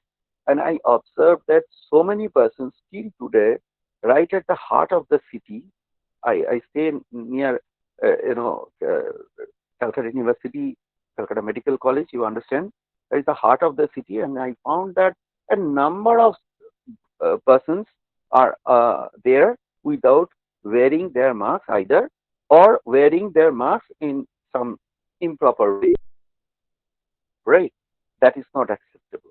In fact, I had a you know uh, almost fight with one of them. I was insisting that you should wear the mask properly because it is not only your issue, it is not only your safety, but it is the safety of others which cannot be compromised. Right? So please do that. Please stay home and please take those adequate measures. Thank you very much. Uh, and I wish you all success in your life. You'll have a fantastic, fantastic future is waiting for you. I believe. Please take care. Thank you. Thank you. Thank you so much, sir, for your enlightening words. Uh, so I would like to convey my vote of thanks to both of the professors, to all our members, to the invited guests, and everyone who joined, ladies and gentlemen. It's my privilege to have been asked to propose a vote of thanks on this occasion. I, on behalf of ALAP and my own behalf, extend a very hearty vote of thanks to the speaker, our both professors, for guessing your important work and sharing with us your findings and opinions today. A big thank you to Professor Shubhasis Banerjee sir and Rupen Basu Mallick sir for both of their efforts towards this event.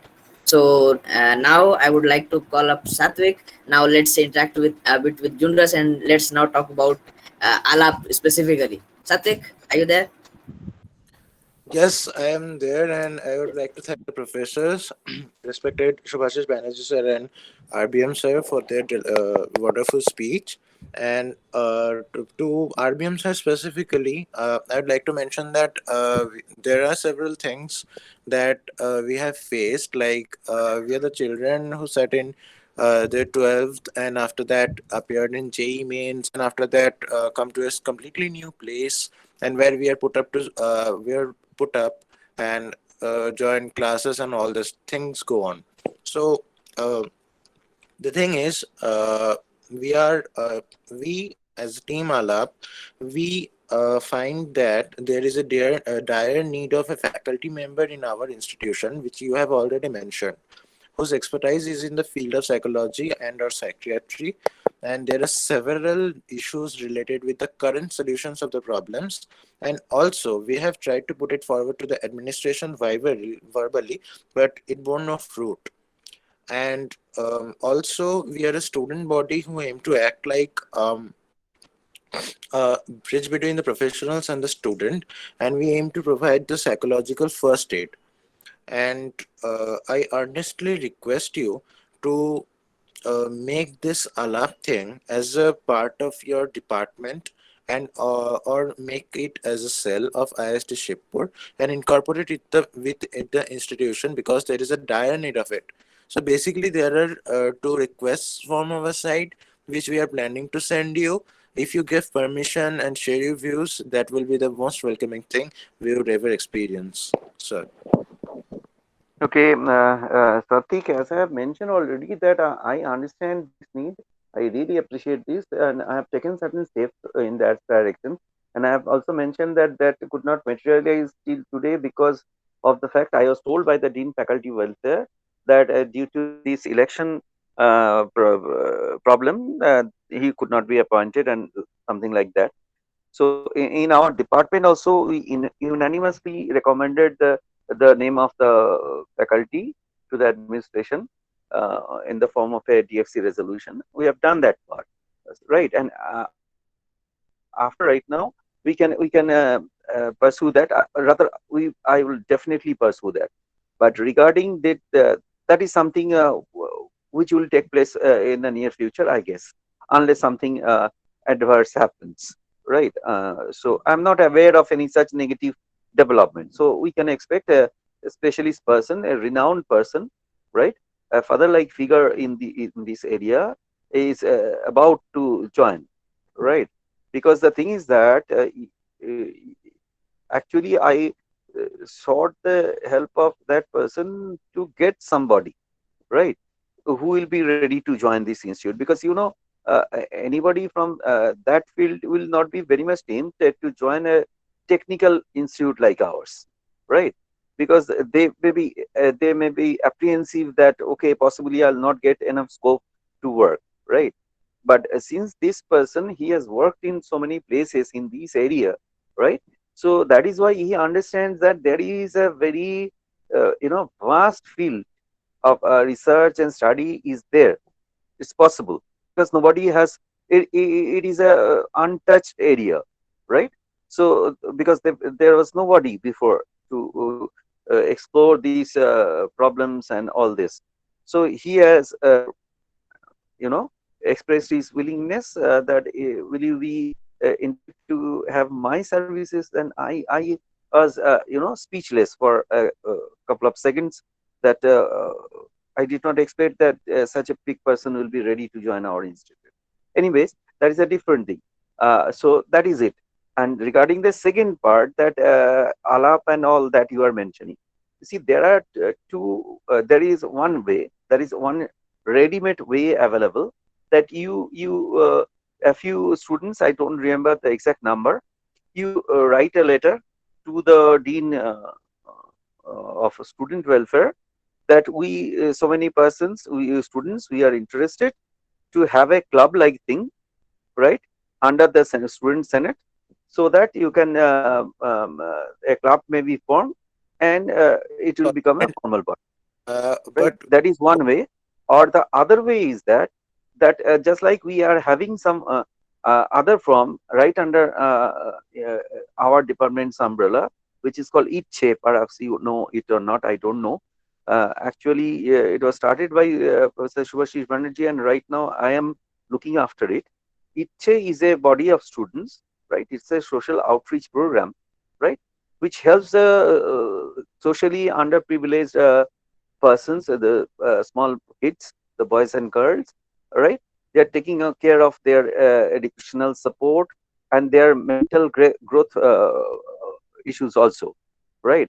They take them to, not only they help them to complete their studies in their school, rather they take them also, they take them out for picnics, for sightseeing, right? They teach them how to how to how you can make a kite. So so many different things, right? Use Tripathi of computer science department, he's very much enthusiastic about this. He's in the fourth year. He was affected by COVID a few days back. I hope he's okay now. So Icha is there. They have refused to form a club. They categorically told us that we are not interested to become a club for certain reason.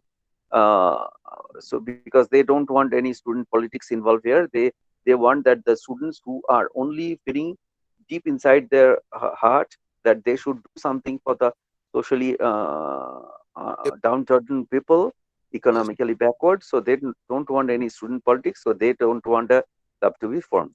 So Yep. these are the two ways available. So you will Yep. have to decide. You will have to decide, right? We What decide- form you like. we already knew the way, and on behalf of Team Alap, I would like to make it very clear that we do not want a club under Student Senate, as we do not want to make any politicization amongst us. We Okay. just want a guardian like figure.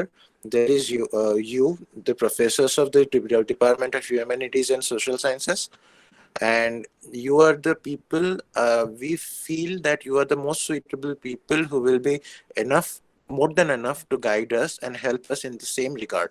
We are willing to be the independent student body of IST Shibpur, which will be functioning under the Department of Humanities and Social Sciences. Yeah, Okay. one thing, Rupen, RBM, sir, yeah, that in December we had a kind of confirmed DFC that Hmm.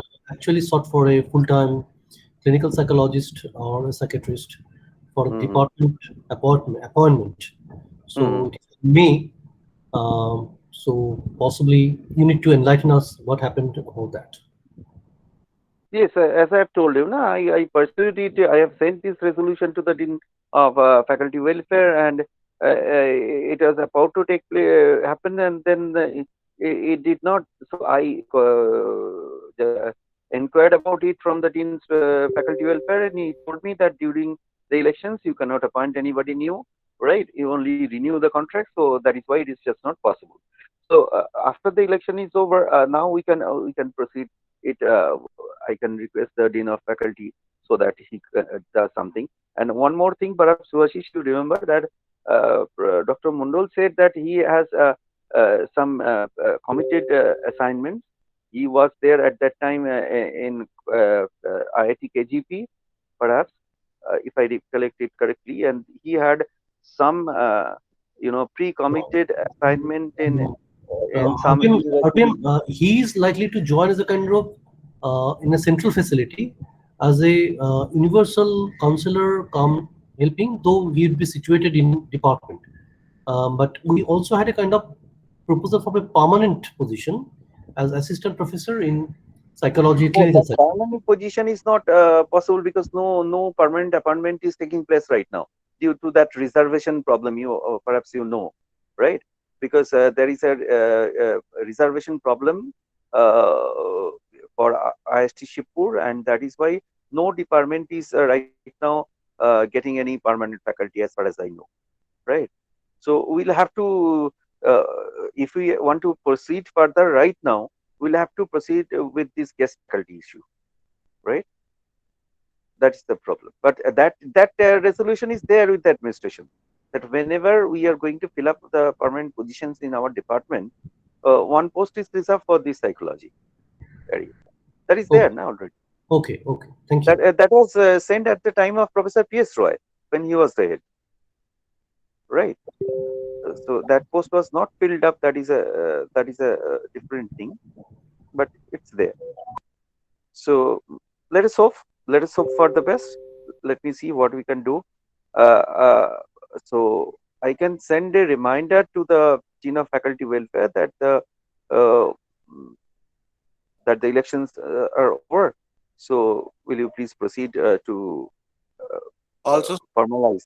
Huh? we are feeling the urge so that we can send you a write up regarding the signatures of the students who are really willing to do it. And also, sir, please don't forget to be the. We have requested the Humanities and Social Sciences Department to the guardian of ALAP, or whatever name you prefer, and please don't forget it. And we just Okay. No independent. issue, Satvik. Jatin, let me tell you that you send us a proposal to me, right? Indicating that which are the students, right? Those who are interested to have this, and in what form you want to have this. Just now, whatever you have said, right? Just give it to me in writing so that I can place it in our departmental meeting, and if it is approved, because I may be the head of the department, but I whatever I do, I always take my department into my confidence. So if you send me this proposal, but please indicate the students uh, with along with not We will only their names but just their what is called this all the details enrollment number or something you have, right, with their as identities, attaching the right? document. Yes, Yes, sir. yes, yes. So Uh, I'll place it in our department, and when it is endorsed by the department, I'll send it to the administration. Thank you very much, sir. Okay. And Professor Banerjee is there. He's also very interested about it, like me. So we both will proceed together so that this thing happen. No issues. Thank you very much, sir. ठीक है ना? Subhashish, what do you say? Is it okay? Absolutely fine. It's absolutely fine. No problem. Yes, yes, yes, yes. So that's it. Anything more? So now we'll continue with the program, sir. It's quite very Yes, late, 2 hours more than the scheduled time. So now yes, yes. let's move on to the next part of this program. Let's introduce its program for the freshers, basically freshers induction. So we would like now like to introduce ALAP to the freshers here, and I would like Tanishta to present the uh, presentation that we have describing the details and the aims and objectives, everything related to ALAP. Yeah, so coming upon freshers induction part, so here we would like to explain what ALAP is all about. So we have a presentation for you all, and since it's quite late, I will quickly go through it.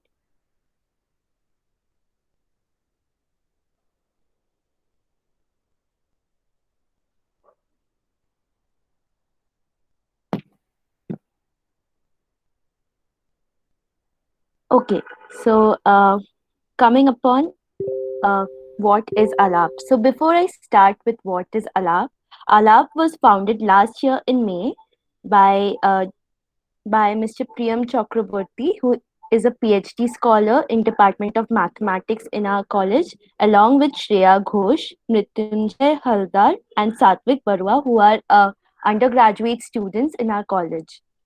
ALAP, we are a team of students from the Indian Institute of Engineering, Science and Technology, Shibpur. We aim to holistically cater to the mental health needs of all the students of our college. ALAP wants to provide support and advice to empower the one who are facing problems. We want to promote understanding, reduce the stigma, and give a voice to those who have none. We aim to help individuals to lift themselves out of the impact of their problems. We are allowed to cry, we are allowed to scream, but we are not allowed to give up. Next, coming upon the aim of ALAP. So the first one would be is to provide with an emotional first aid to our batchmates who are in need. Like we have put the word batchmates here since they are the first person we feel like going to, like the closest ones near us. So we at our individual level, at the level of our batchmates, we try to provide with emotional first aid whenever needed. uh, and to provide with quality information and content to the students to combat depression and other mental health issues. We encourage the students to consult with a clinical psychologist or psychiatrist if the requirement is felt. We also aim to spread awareness through multiple media, both online and offline, about the importance of mental health and why it is much necessary as physical health, and thus raise mental health literacy. To alleviate the taboo factor from the concept of mental health, like we all must have gone through, and people usually shun it off that this is everything is just you are overthinking, there is no problem about it, that thing. We want to reduce that taboo. We also conduct interactive events periodically so that we can talk about our problems and get solutions to it. Next comes mental illness. Like, as we have seen, many people quite deny the presence of mental illness, but it's still there. About 1 in 4 adults suffer from diagnosable mental disorder in a given year. According to WHO, depression constitutes the largest disease burden worldwide. Suicide is the second highest cause of unnatural death in India. Mental health is linked to behavior and seen as fundamental to physical health and quality of life. I guess I. Okay. Yeah.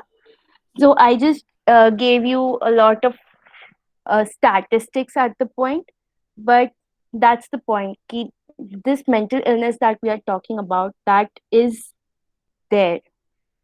So, like many a times you have noticed that when you don't, like when you're sad or you are feeling quite depressed, you don't feel like your health is very good either. So that's the point. Mental health is as important as physical health is, and mental illness is as true as physical illness is. Then next, we come upon what what is the need of Allah? Why did we feel that there is a need for making such a body? There is prevalence of mental health related problems amongst the teens, and the situation has worsened as COVID-19 rolled around. And like just as we just saw that it's not just the teens now, we students who are in our post teens, in fact, our professors too, our parents, and everyone around is being affected by the COVID situation now.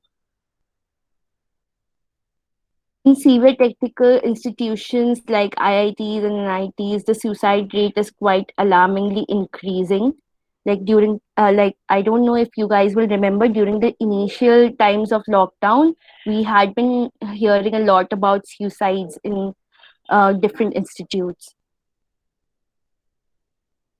In our own institution, there had been unfortunate cases of suicides, and they could have been prevented with an early intervention and treatment. And we felt the need of students suffering from mental health issues, that they needed a friendly figure to help them through the way to a counselor.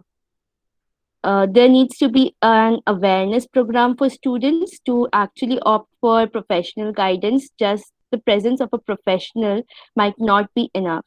There has been a similar program already, but there is a need for much more. Like you might know that you have a psychiatrist or a psychologist to go and talk about, but when you are in that situation, you might not be able to think it out. You might not be able to make yourself to finally go and meet these people. You would firstly need someone you could open up to, and someone who can actually give you the courage or the support to able to take steps to come out of that situation.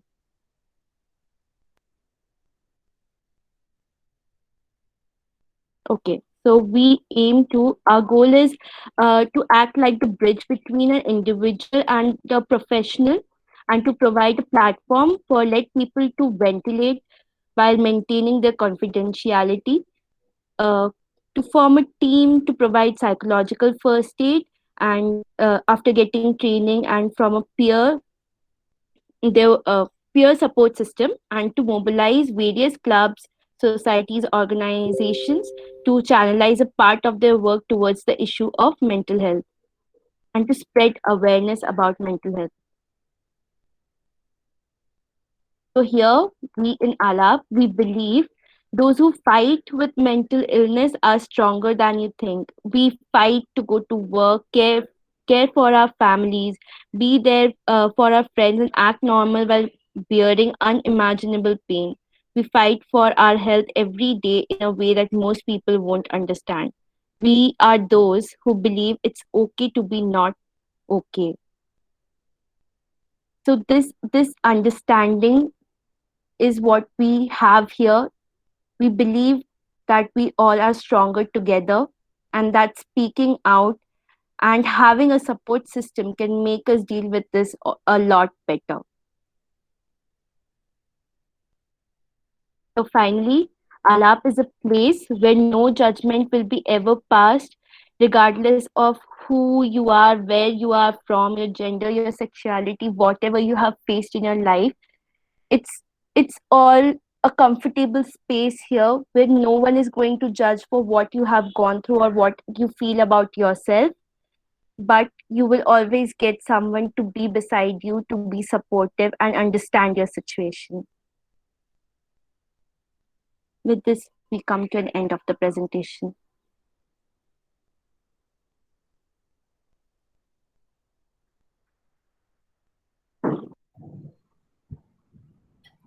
Just one point, Tannishtha and Team ALAP. Normally, we try to avoid the term mental illness anymore. It used to be there till, say, 1990s. Normally, we call these things as psychosocial disorders. So there's a technical term, cognitive behavioral delinquency. I'm not going into that. But mental illness is a kind of suffering from anachronism. We call it psychosocial disorders. Thank you. Thank you for pointing out, sir. That was a really bad mistake, but we will try to make it out. So moving on, now let's talk about the presentation that we just saw. Special emphasis, first of all, especially on the taboo topics. Like we said, we are open to everyone from all professions. We are especially focused on students because that's our arena, we may say. But we are open to anyone who comes to us. We welcome everyone from any caste, creed, and yes, sexuality. Sexuality is something that is still a taboo. We cannot talk openly about things. We cannot uh, what to say. Now people are afraid to reveal their sexuality if they are not heterosexual, they are not binary. And even if someone takes up the courage to open up, people are like bullying them, harassing them. Some people are like, they don't consider them to be humans. So these are the things that we as a team in ALAP do not mm, what to say, do not consider. And we welcome everyone irrespective of their gender, as we said, irrespective of sexuality. And if anyone faces something just because of their sexuality as well, we welcome them. And a fun fact, that we the whole team, we also comprise of a few people which are not yet binary. And there are some, and yes, some people are yet who are just kind of unsure, and that's a very clear and I am personally a very clear cut example of that. I'm not yet sure of my sexuality, and there may be people. So it's absolutely fine not to be sure of your sexuality. It's absolutely fine to be of some others, to having some other sexuality than the heterosexual, the binary sexuals. And anything you wish to, let me come up. I would like to invite the members of our group who would like to reveal themselves with their sexualities. And they, if they like, they would say something as well. So thank you, Modassir, for revealing that you're not a conventional guy, and you are a pretty abnormal or unnatural guy, what people think in the heteronormative society. Sorry for using those terms, but we have also we have faced that. So Yes, absolutely. continuation to Um, this, I would just like to say something, yes, that sorry. Yes. we it's like, as a community, it's our responsibility to like change the mindset of people, of course, that amongst whom we are living. But I sometimes feel that people lost the self introspection or the self help needed sometimes in order to just tell people. So to some extent we need to ignore people also and also change people. So I think, like, how are we going to go about both the sides, like For personally changing instigating the people, person to introspect, plus like changing people around? for changing people, we have to start the conversation, right? We know that I mean, no offense, with due respect, I want to say that the authorities are uh, kind of orthodox. I don't know why they don't want to know and understand the situation or the gender or sexuality thing, or why don't they utter the taboo words. I don't know, but there are a few people who are sharing their experiences in public of their bullying and harassment and all. And to be very frank, I have recently shared my bullying and all, whatever I have faced, and I'm pretty much interested in gender and sexual studies. I did not know the meaning of several words like homosexual or heterosexual or bisexual, transgenders, or anything. I did not know how to differentiate between gender and sexuality. From that stage, I have gained a potential and a momentum so that I can present myself now. I want to do some research in the field of gender and sexuality, and also whatever she has pointed out, the introspection I have done, and I can proudly say, and I did not love myself, and there was another chapter for me, and I have written a lots of things regarding that. Anyways, keeping those parts aside, I can proudly say now that I am a cisgender homosexual male. And if you are going to judge me, you can judge. I am not going to listen to you because uh, I just that's your learning, right? That does not indicate your education or anything. That is a social stigma, and that is your learning. Whatever you have learned through your childhood and adolescence, you are just making that out. And if I don't want to change your learning, let it be. I cannot change your learning, and that's a separate point. If I want to change your learning, then it's all right. If you're welcoming to change the learning, if you're welcoming to uh, accept the change, you are respected, you are respectful. And I That's would it. like to add. also people talk about it like it's just like a social issue. It's also hugely biological, like the way Yes, and you are there born. are queer theories, and there are several theories regarding queerness that people don't know, and they comment on air. Like, they don't know the theory, they don't know the science, they don't know the biology, they don't know anything, and they just comment because they have I to would comment. like to add. I would like to add a thing. People are no longer into. You see, the sexualities things are so much of a taboo. Like they don't even want to know about the male and females, the heterosexuals, the binary sexuals. They too, sex education is very important. They don't even know about those binary genders. So how can we expect them to know about something extra? And the first, very first step is that The that fact we. is that if you are going to ask a boy what is your gender, you are asking what is your gender. You are not asking what his gender identity is or gender expression is. We don't know the difference between gender identity and gender expression in so many terms. How can They you don't expect know what's gender, what's sexuality, how many types of sexualities are there, how many types of genders are there. There's type of 57, 58 kinds of genders I have come across. But people don't know. They are like, do to hote hai bhai. No, no? but I just want to say that like we usually tend to consider that everything is like black and white, but I think one of the few peoples who should get the benefit of doubt or are worth explaining are parents. And nowadays I have seen, I would not say complete, but a majority of trend is that some other person tends to understand more of you than your parents. I think parents come from a place of concern, and it's worth also making that communication, encouraging that communication between parents and the child, because there is a love connection between them. And I think that has to be there, because it's not black and white and it's not about sides. So I Acha, think I would like to invite some of the first years as well to get involved in the talk. First years undergraduates, if any one of them wishes to contribute. This is a discussion. This is not a lecture we are giving. So just a gentle talk. It's an open space to open up. Everybody, someone wants to join us, please do. Yeah. Hi, Vaya. So I Ah, just want to well, say I agree to Modassir Bhaiya on this one, that even heterosexual relationships are considered a stigma.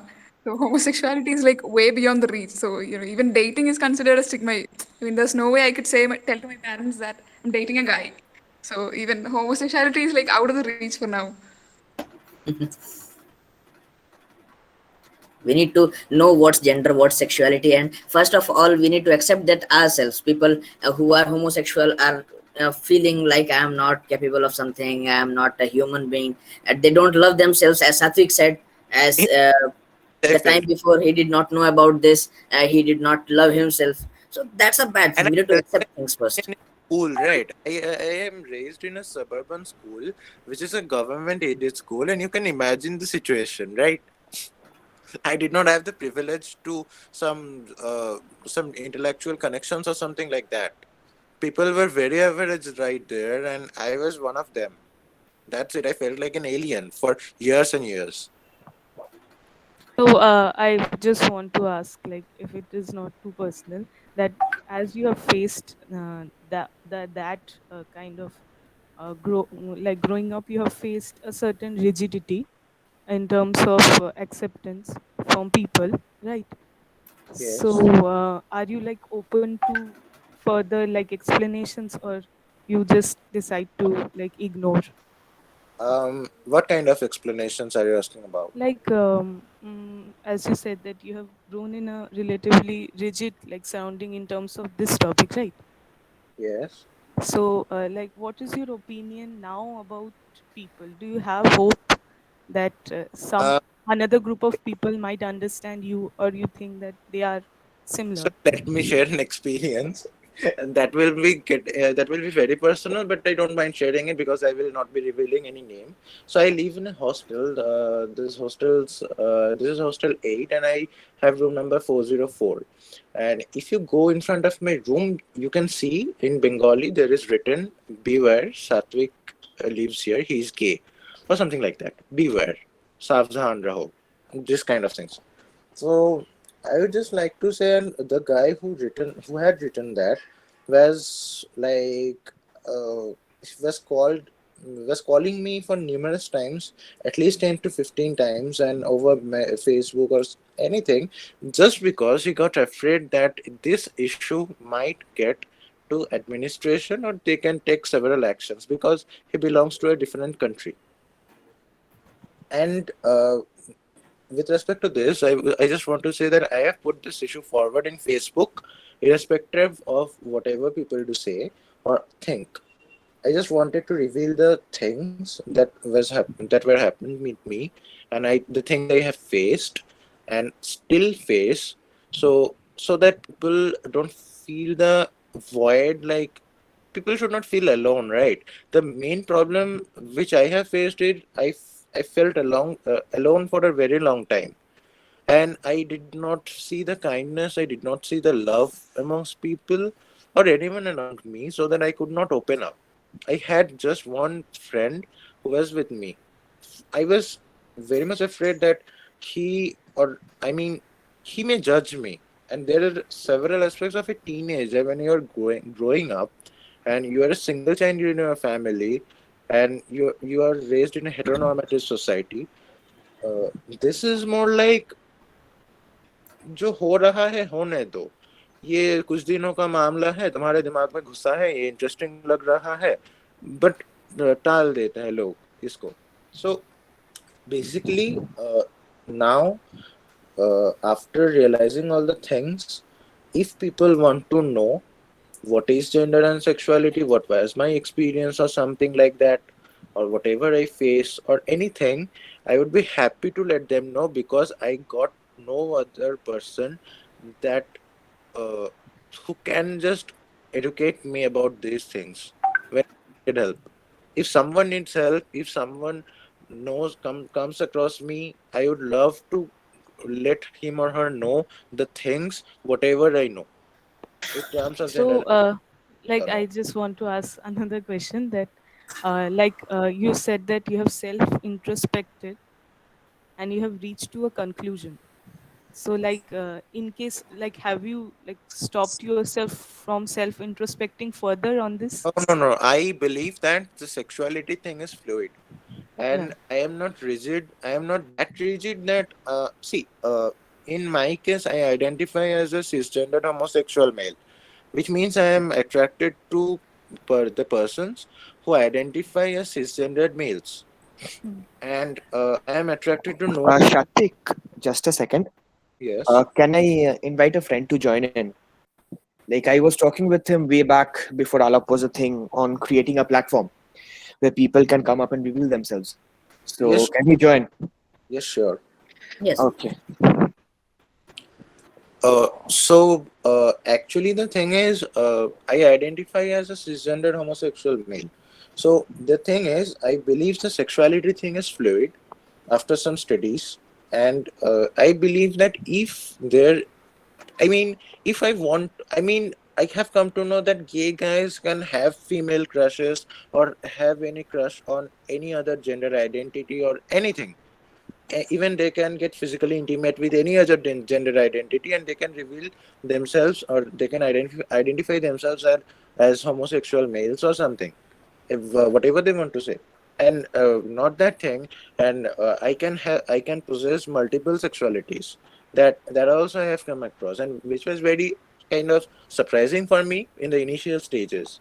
So I Yes, believe that exactly. sexuality is fluid, and I am not like if I feel like exploring other gender identities, I will not do that. That is not like that. This is just that I don't feel the attraction or the need to explore the other gender identities. That's it. You know, all the permutations, combinations possible, I believe, are a different gender identity. 58 and 59 different sorts of sexualities. That's something huge, isn't it? There are Yes, two or three, four but things where you can be singly attracted to something, I don't and then believe to live in the present, right? And my yes, present, exactly. want to make my present as my identity, and that's it. And my sexual Anyways, identity is not all the identities I have, right? So the yes, people exactly. consider it like, look, there is a gay guy, there is a lesbian guy, and the normalizations like all Yes, the yes, feminine are gays and all the masculine females exactly. are lesbians and all. These are some assumptions, and we have to open this up, and we have to fight this up, and we have to start the conversation. If we the queer people do not start the conversation, when will the heteronormativity will go away? Oh, all right. Anyways, I believe now the freshers present here might have known that we are open to all the sexualities, and we are open to they are welcome to discuss anything they want, talk about anything they wish to. So now let's move on to anything else that they want to talk about: academic stress, family problems, friends. They are attending online semesters, so I guess a lot of people there might be having a lot of issues, like many of us, most of us are having. So anybody else who wants to open up or say something, ask something? Modassir, tell me something. Yes, bhaiya. Like, do you want ALAP to be the platform for the non-binary discussions, or do you want to create a separate platform solely dedicated for this purpose? Like the uh, friend I was telling about, we were talking about creating a platform for the people, जहाँ पे लोग आएंगे because they're interested and not for the fact of having some cheap thrills.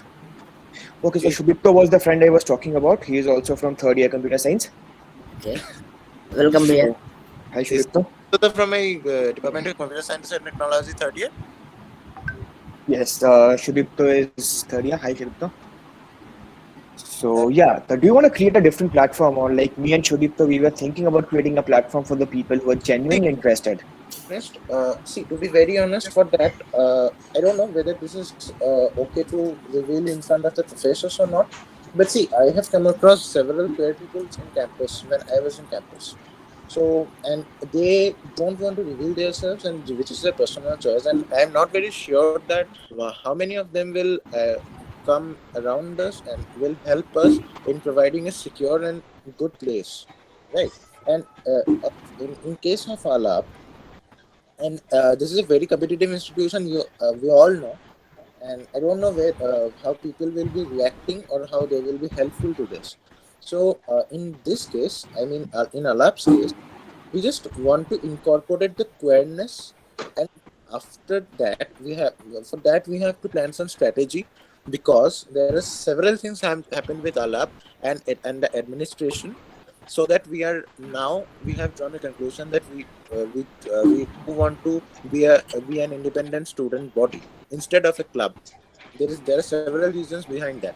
No, So I don't know how people will incorporate this, but yes, queerness is another aspect where we want to provide a secure place to people that we are not going to judge. You can come and sit and discuss.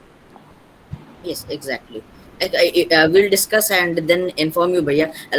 Is in my personal opinion, I believe like people who want to be involved in these things, especially they too are welcome to ALAP as well, because these things, the first thing that they affect is our minds, our mental health. So if they come to us for this particular reason, they are as of now people are not yet open. They are not yet revealing. So if there is a big number, we'll make a separate body for them. But if not, they can easily be accommodated in ALAP because Like it's I can say something like yeah. as it is suggested that we create a different like group for this specific problem, right? So isn't it like we are trying to make it like a normal conversation, a part of a person's personality, a part of that person? So Here things come like for that we have to go to past, reveal India's history and all. If you go to Konark's temple or Ajanta or Ellora, you can get the various sculptures or the wall arts there, and which indicate homosexuality did exist there. From when homosexuality become a taboo in India, that we have to realize, right? no, I'm And saying that if we create a different group for this, it might yes, help because what I'm there is a certain saying, aspect of bullying also which can happen if it is. why Uh, should we create a separate group? We are not aliens, right? yeah, that's what I'm saying. That we are trying to normalize this, and We are if we trying. create a separate group, then it again becomes a group. Exactly. We are not here to form a separate community or something like that of LGBTQ plus people or who Yes, identify exactly. queer. And the basic thing is from we have to make it very clear that in ancient periods, homosexuality or any other sexuality other than heterosexuality did exist and was kind of recognized because it was not known to people because people did not speak about this. And we are not aliens who are not conventional. The people, those people are not aliens, and they are not uh, like they're not, they're humans, right? And we have to Absolutely. incorporate this among the people ki they are humans, we are humans, and we have to normalize the thing. There is, I personally feel that there is no other need of forming a community or something like that for this particular reason. We can incorporate the thing. Or we Yes, can incorporate some like actions which can be taken in case people like treat people with disrespect, because people can also join this group when it it is a large like community. So people, For the that, concern which was for, concerned, the main for concern. for that we can do, but for that we need a face. Yeah. Who will be the face? Because I can give an example of Aizer Pune.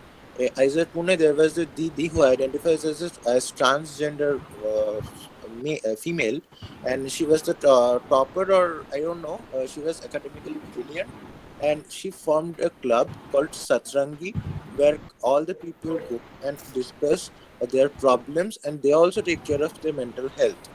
So basically, since our campus is orthodox and the administration is orthodox, no offense, we just want to, I mean, uh, incorporate this as a mental health thing.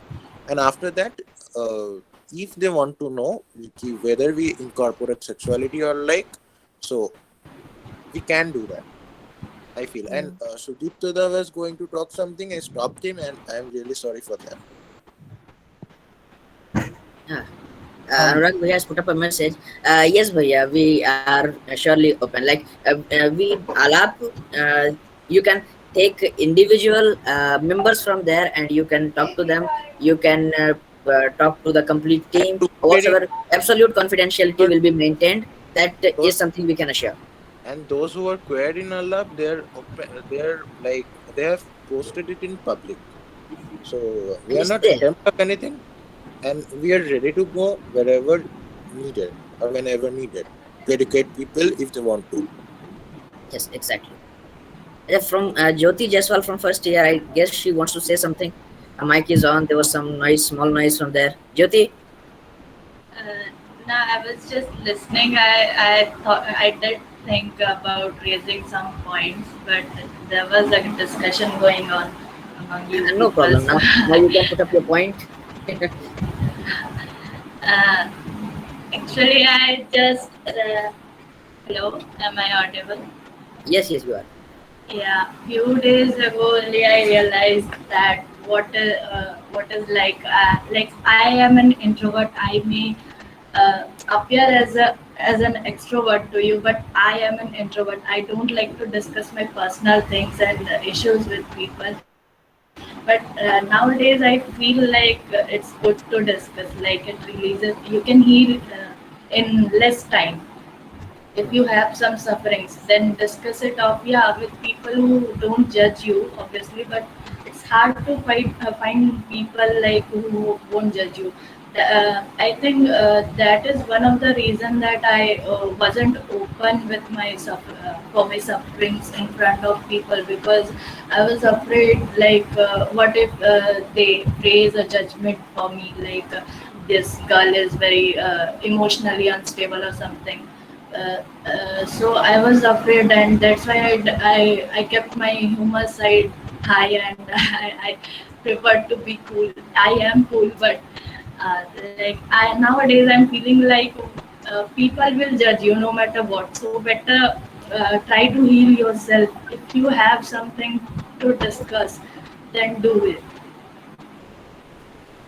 Absolutely correct. Well, I would like to narrate a short story. मतलब ठीक है बहुत time हो गया है but चलो थोड़ा सा हम भी बोल लें. So there were a father and a son who went to a market to buy a camel. Okay, ऊँट खरीदने के लिए गए बाजार में and they bought the camel. Now they were walking along with the camel.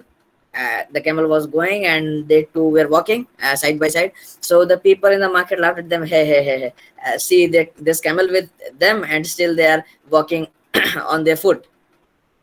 ये नहीं कि बैठ जाए चढ़ के.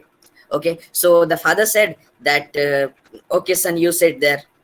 So okay, now after some time some old people sitting near that pan का जो गुमटी उमटी होता है ना, मतलब a small pan tapri and all. So people there again said कैसा बेवकूफ बेटा है, बूढ़े बाप को पैदल चला रहा है, खुद ऊंट पे बैठा हुआ है. A fool sitting himself on the camel and walking and letting his father walk. Now they exchanged. The father sat there and the son was walking. So now after some time, again some people saw them and said, "Hey, see what a cruel father he is. In the sunlight, he is making his son walk, and he himself is sitting there. क्या किया जाए?" Both of them got up on the camel. So now some saints went by and they said, बेजुबान जानवर पे इतना जुल्म, they are cruel to the animal. Okay, बहुत बढ़िया. So now they came on their foot and took the camel on their backs. Now they lifted up the camel and then they walking. So now again people, क्या बेवकूफ लोग हैं, ऊँट है फिर भी पैदल पैदल चलते हैं लोग, वो भी ऊँट को उठा के, ऊँट के पास पैर नहीं है क्या? So now there will always be some people who are laughing at you, who won't like the way you are. There's some problem everywhere. Everybody is wrong, nobody is absolutely right. Somebody less wrong, somebody more wrong, but everybody is wrong because nobody can be 100% right. So you need not be very worried about things, very, what to say, that inferiority complex about you. That doesn't matter actually. But yes, you need to evaluate yourself on proper metrics. It's not like हम चोरी कर रहे हैं, डाका डाल रहे हैं, लोगों को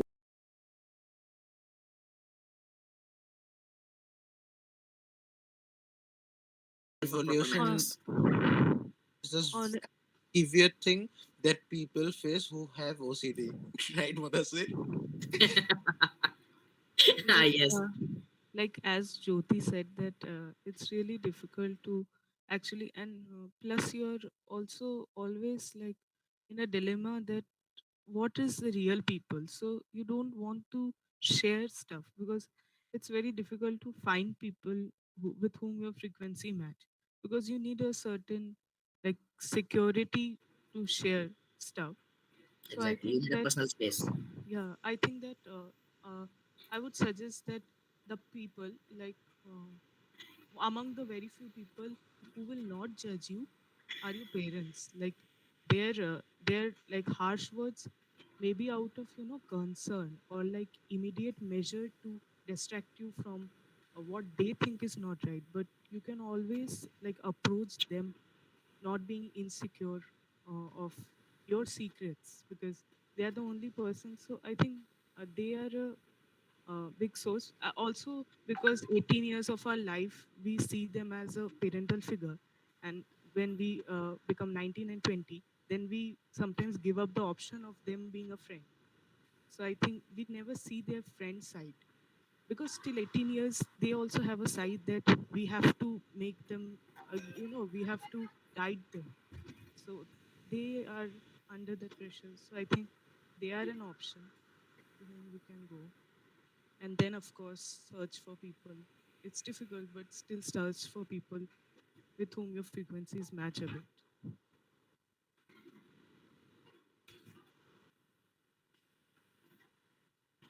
I guess Jyoti has nothing more to say. Jyoti, would you like to say something more? That's I said whatever I wanted to say, just because there are many people present here who might there may be some people here who have the same feeling the way I had. So I just want to tell you that it's okay to be an introvert, but if you have some sufferings and you think that if you will share that it will heal you, then do share. But yeah, keep like you can take precautions that you are not sharing those things with some people who are judging you. Exactly. Absolutely. And So anybody else has something to say or to talk? Satvik, speak, speak. I'm really again sorry for interrupting Shudiptoda and Anurag Bhaiya. So if you guys have anything to say, please come ahead. Yeah, hello. Good evening. So, just one thing, like, what exactly is the agenda of? I just heard the conversation in bits and pieces, but what exactly is the agenda? Are we talking of creating a separate cohort of for housing queer individuals, or is it some sort of an integration that y'all are proposing with the existing ALAP community? Because I think I heard about Shatik saying something about people who are queer not having a separate community, or not having a separate community in that sense, in the sense that ALAP is very inclusive, and it sort of wants to accommodate everyone in its under its umbrella. But then could you please be a little more clear on that?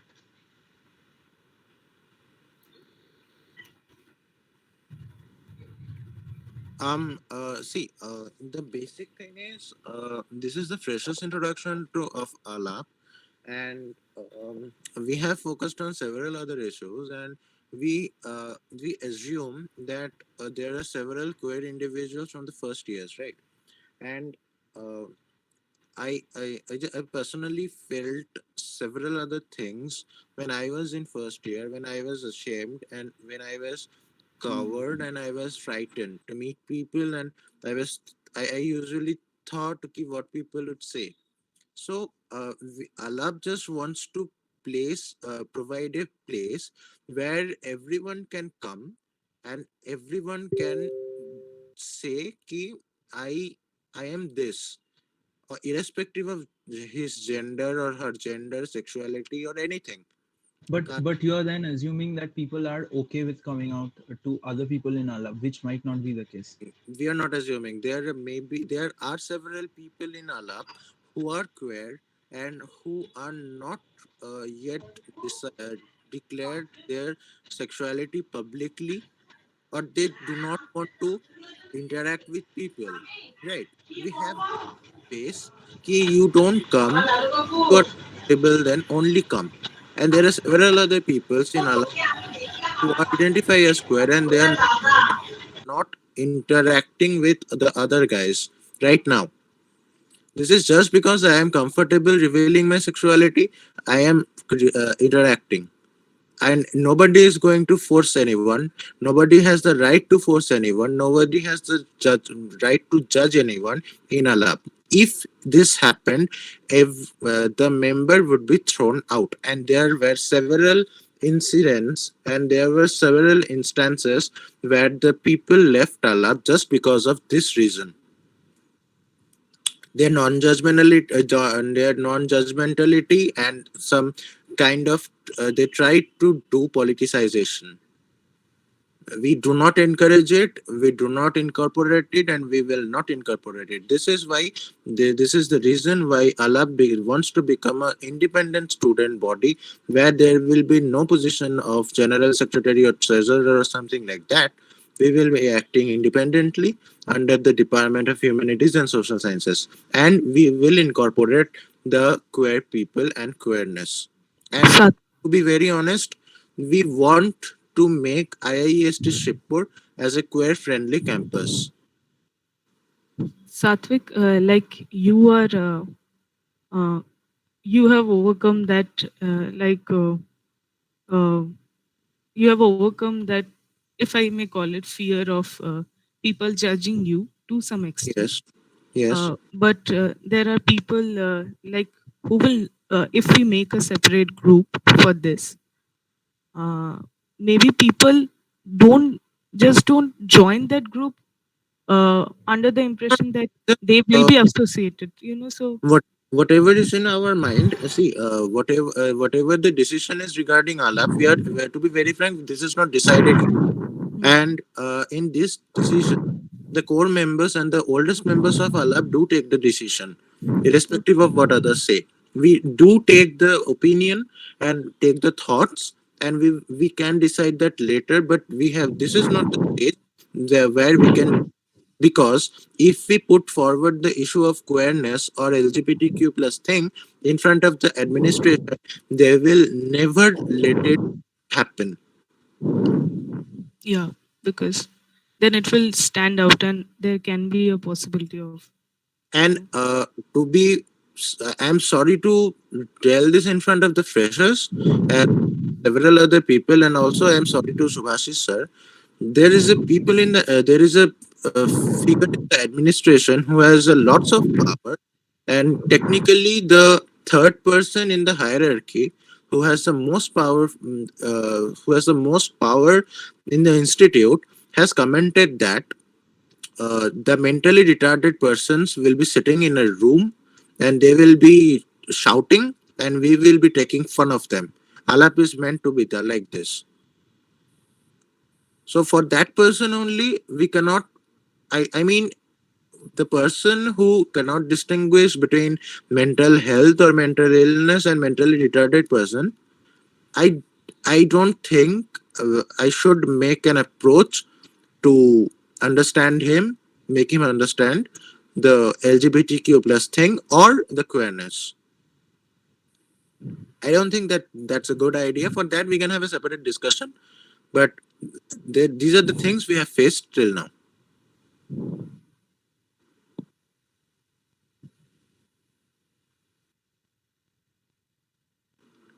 Sudiptada, anything else?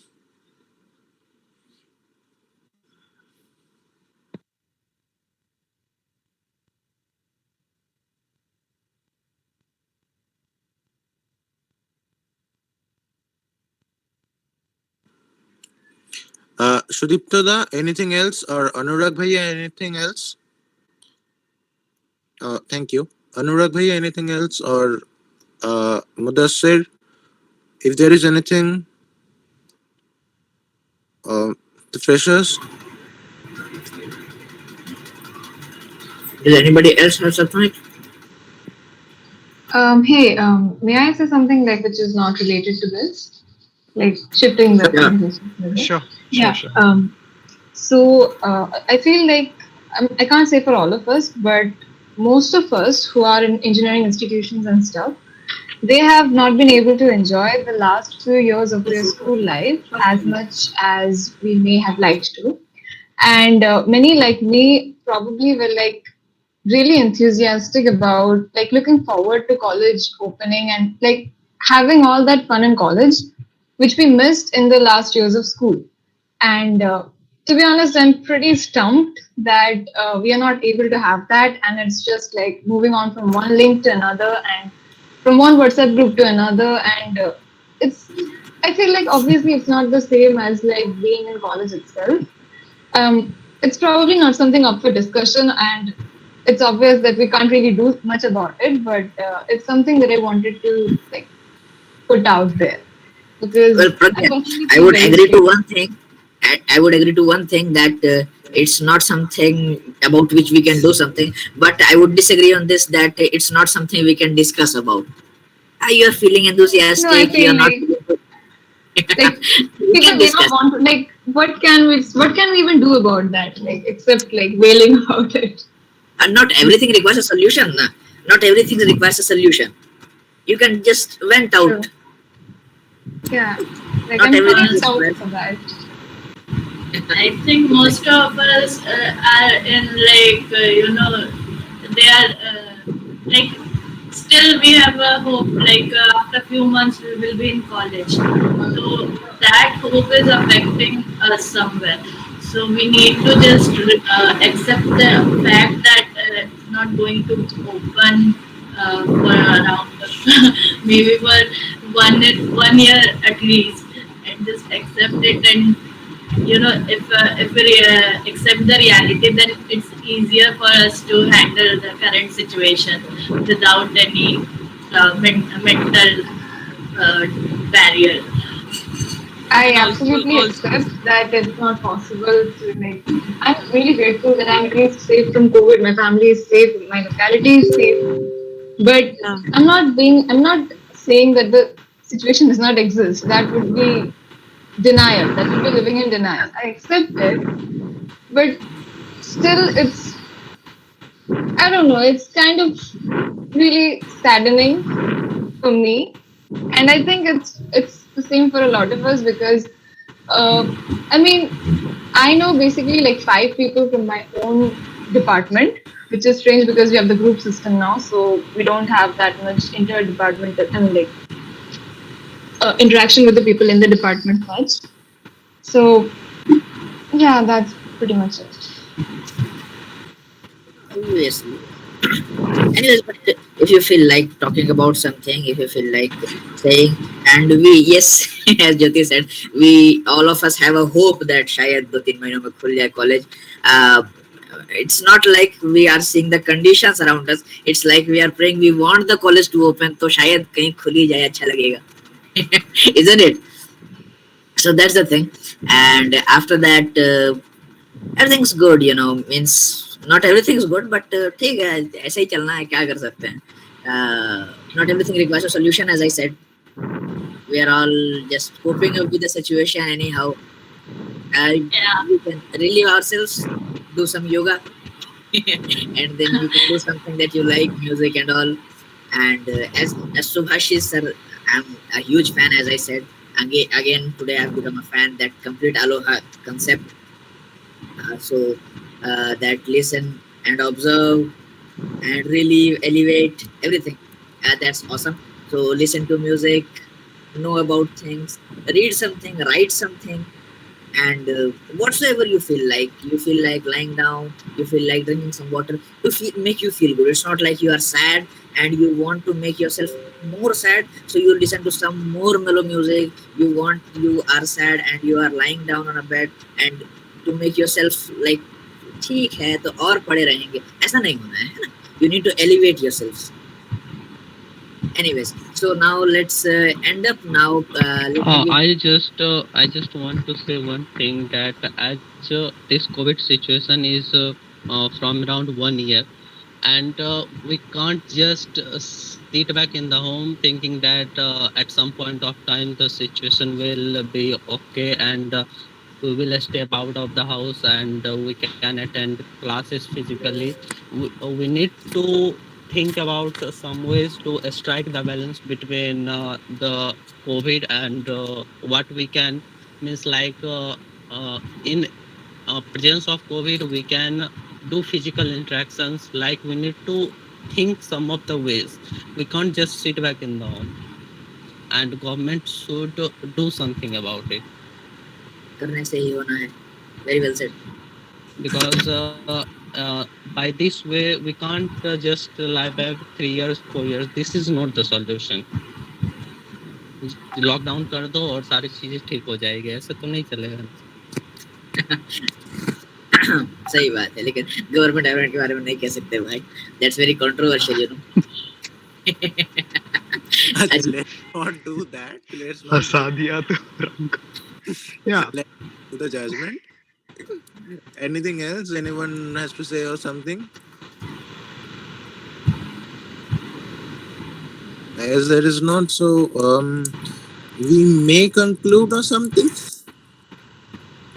Yep. I don't know. And before conclusion, I would like to again our professors there, Shubhasis sir and other, I guess. Yes, sir. He is there. So, sir, a huge thank you to you. You gave your precious time and graced us with your presence. Your words were really awesome. Again, a huge fan. And thank you, sir, for bearing with me. Yes. It's mutual. So take on the Modassir. It's mutual. Thank you, sir. Thank you so much, sir. So now, finally, I would like to take this opportunity to place on record our hearty thanks to Team ALAP and yes, our coordinators Souvik Sengupta and Gundhada Aman. I guess Souvik has left the meeting. Perhaps Aman is still here. They are the coordinators of this event, and this event a huge success. The 3 hours, about 3 hours, the meeting took place, and still audience is here. And ladies and gentlemen, event like this cannot happen overnight. Obviously, the wheels start rolling a few weeks ago. It requires planning and bird's eye for details. We have been fortunate enough to be backed by a team of very motivated and dedicated colleagues of ALAP who know their job and are result oriented.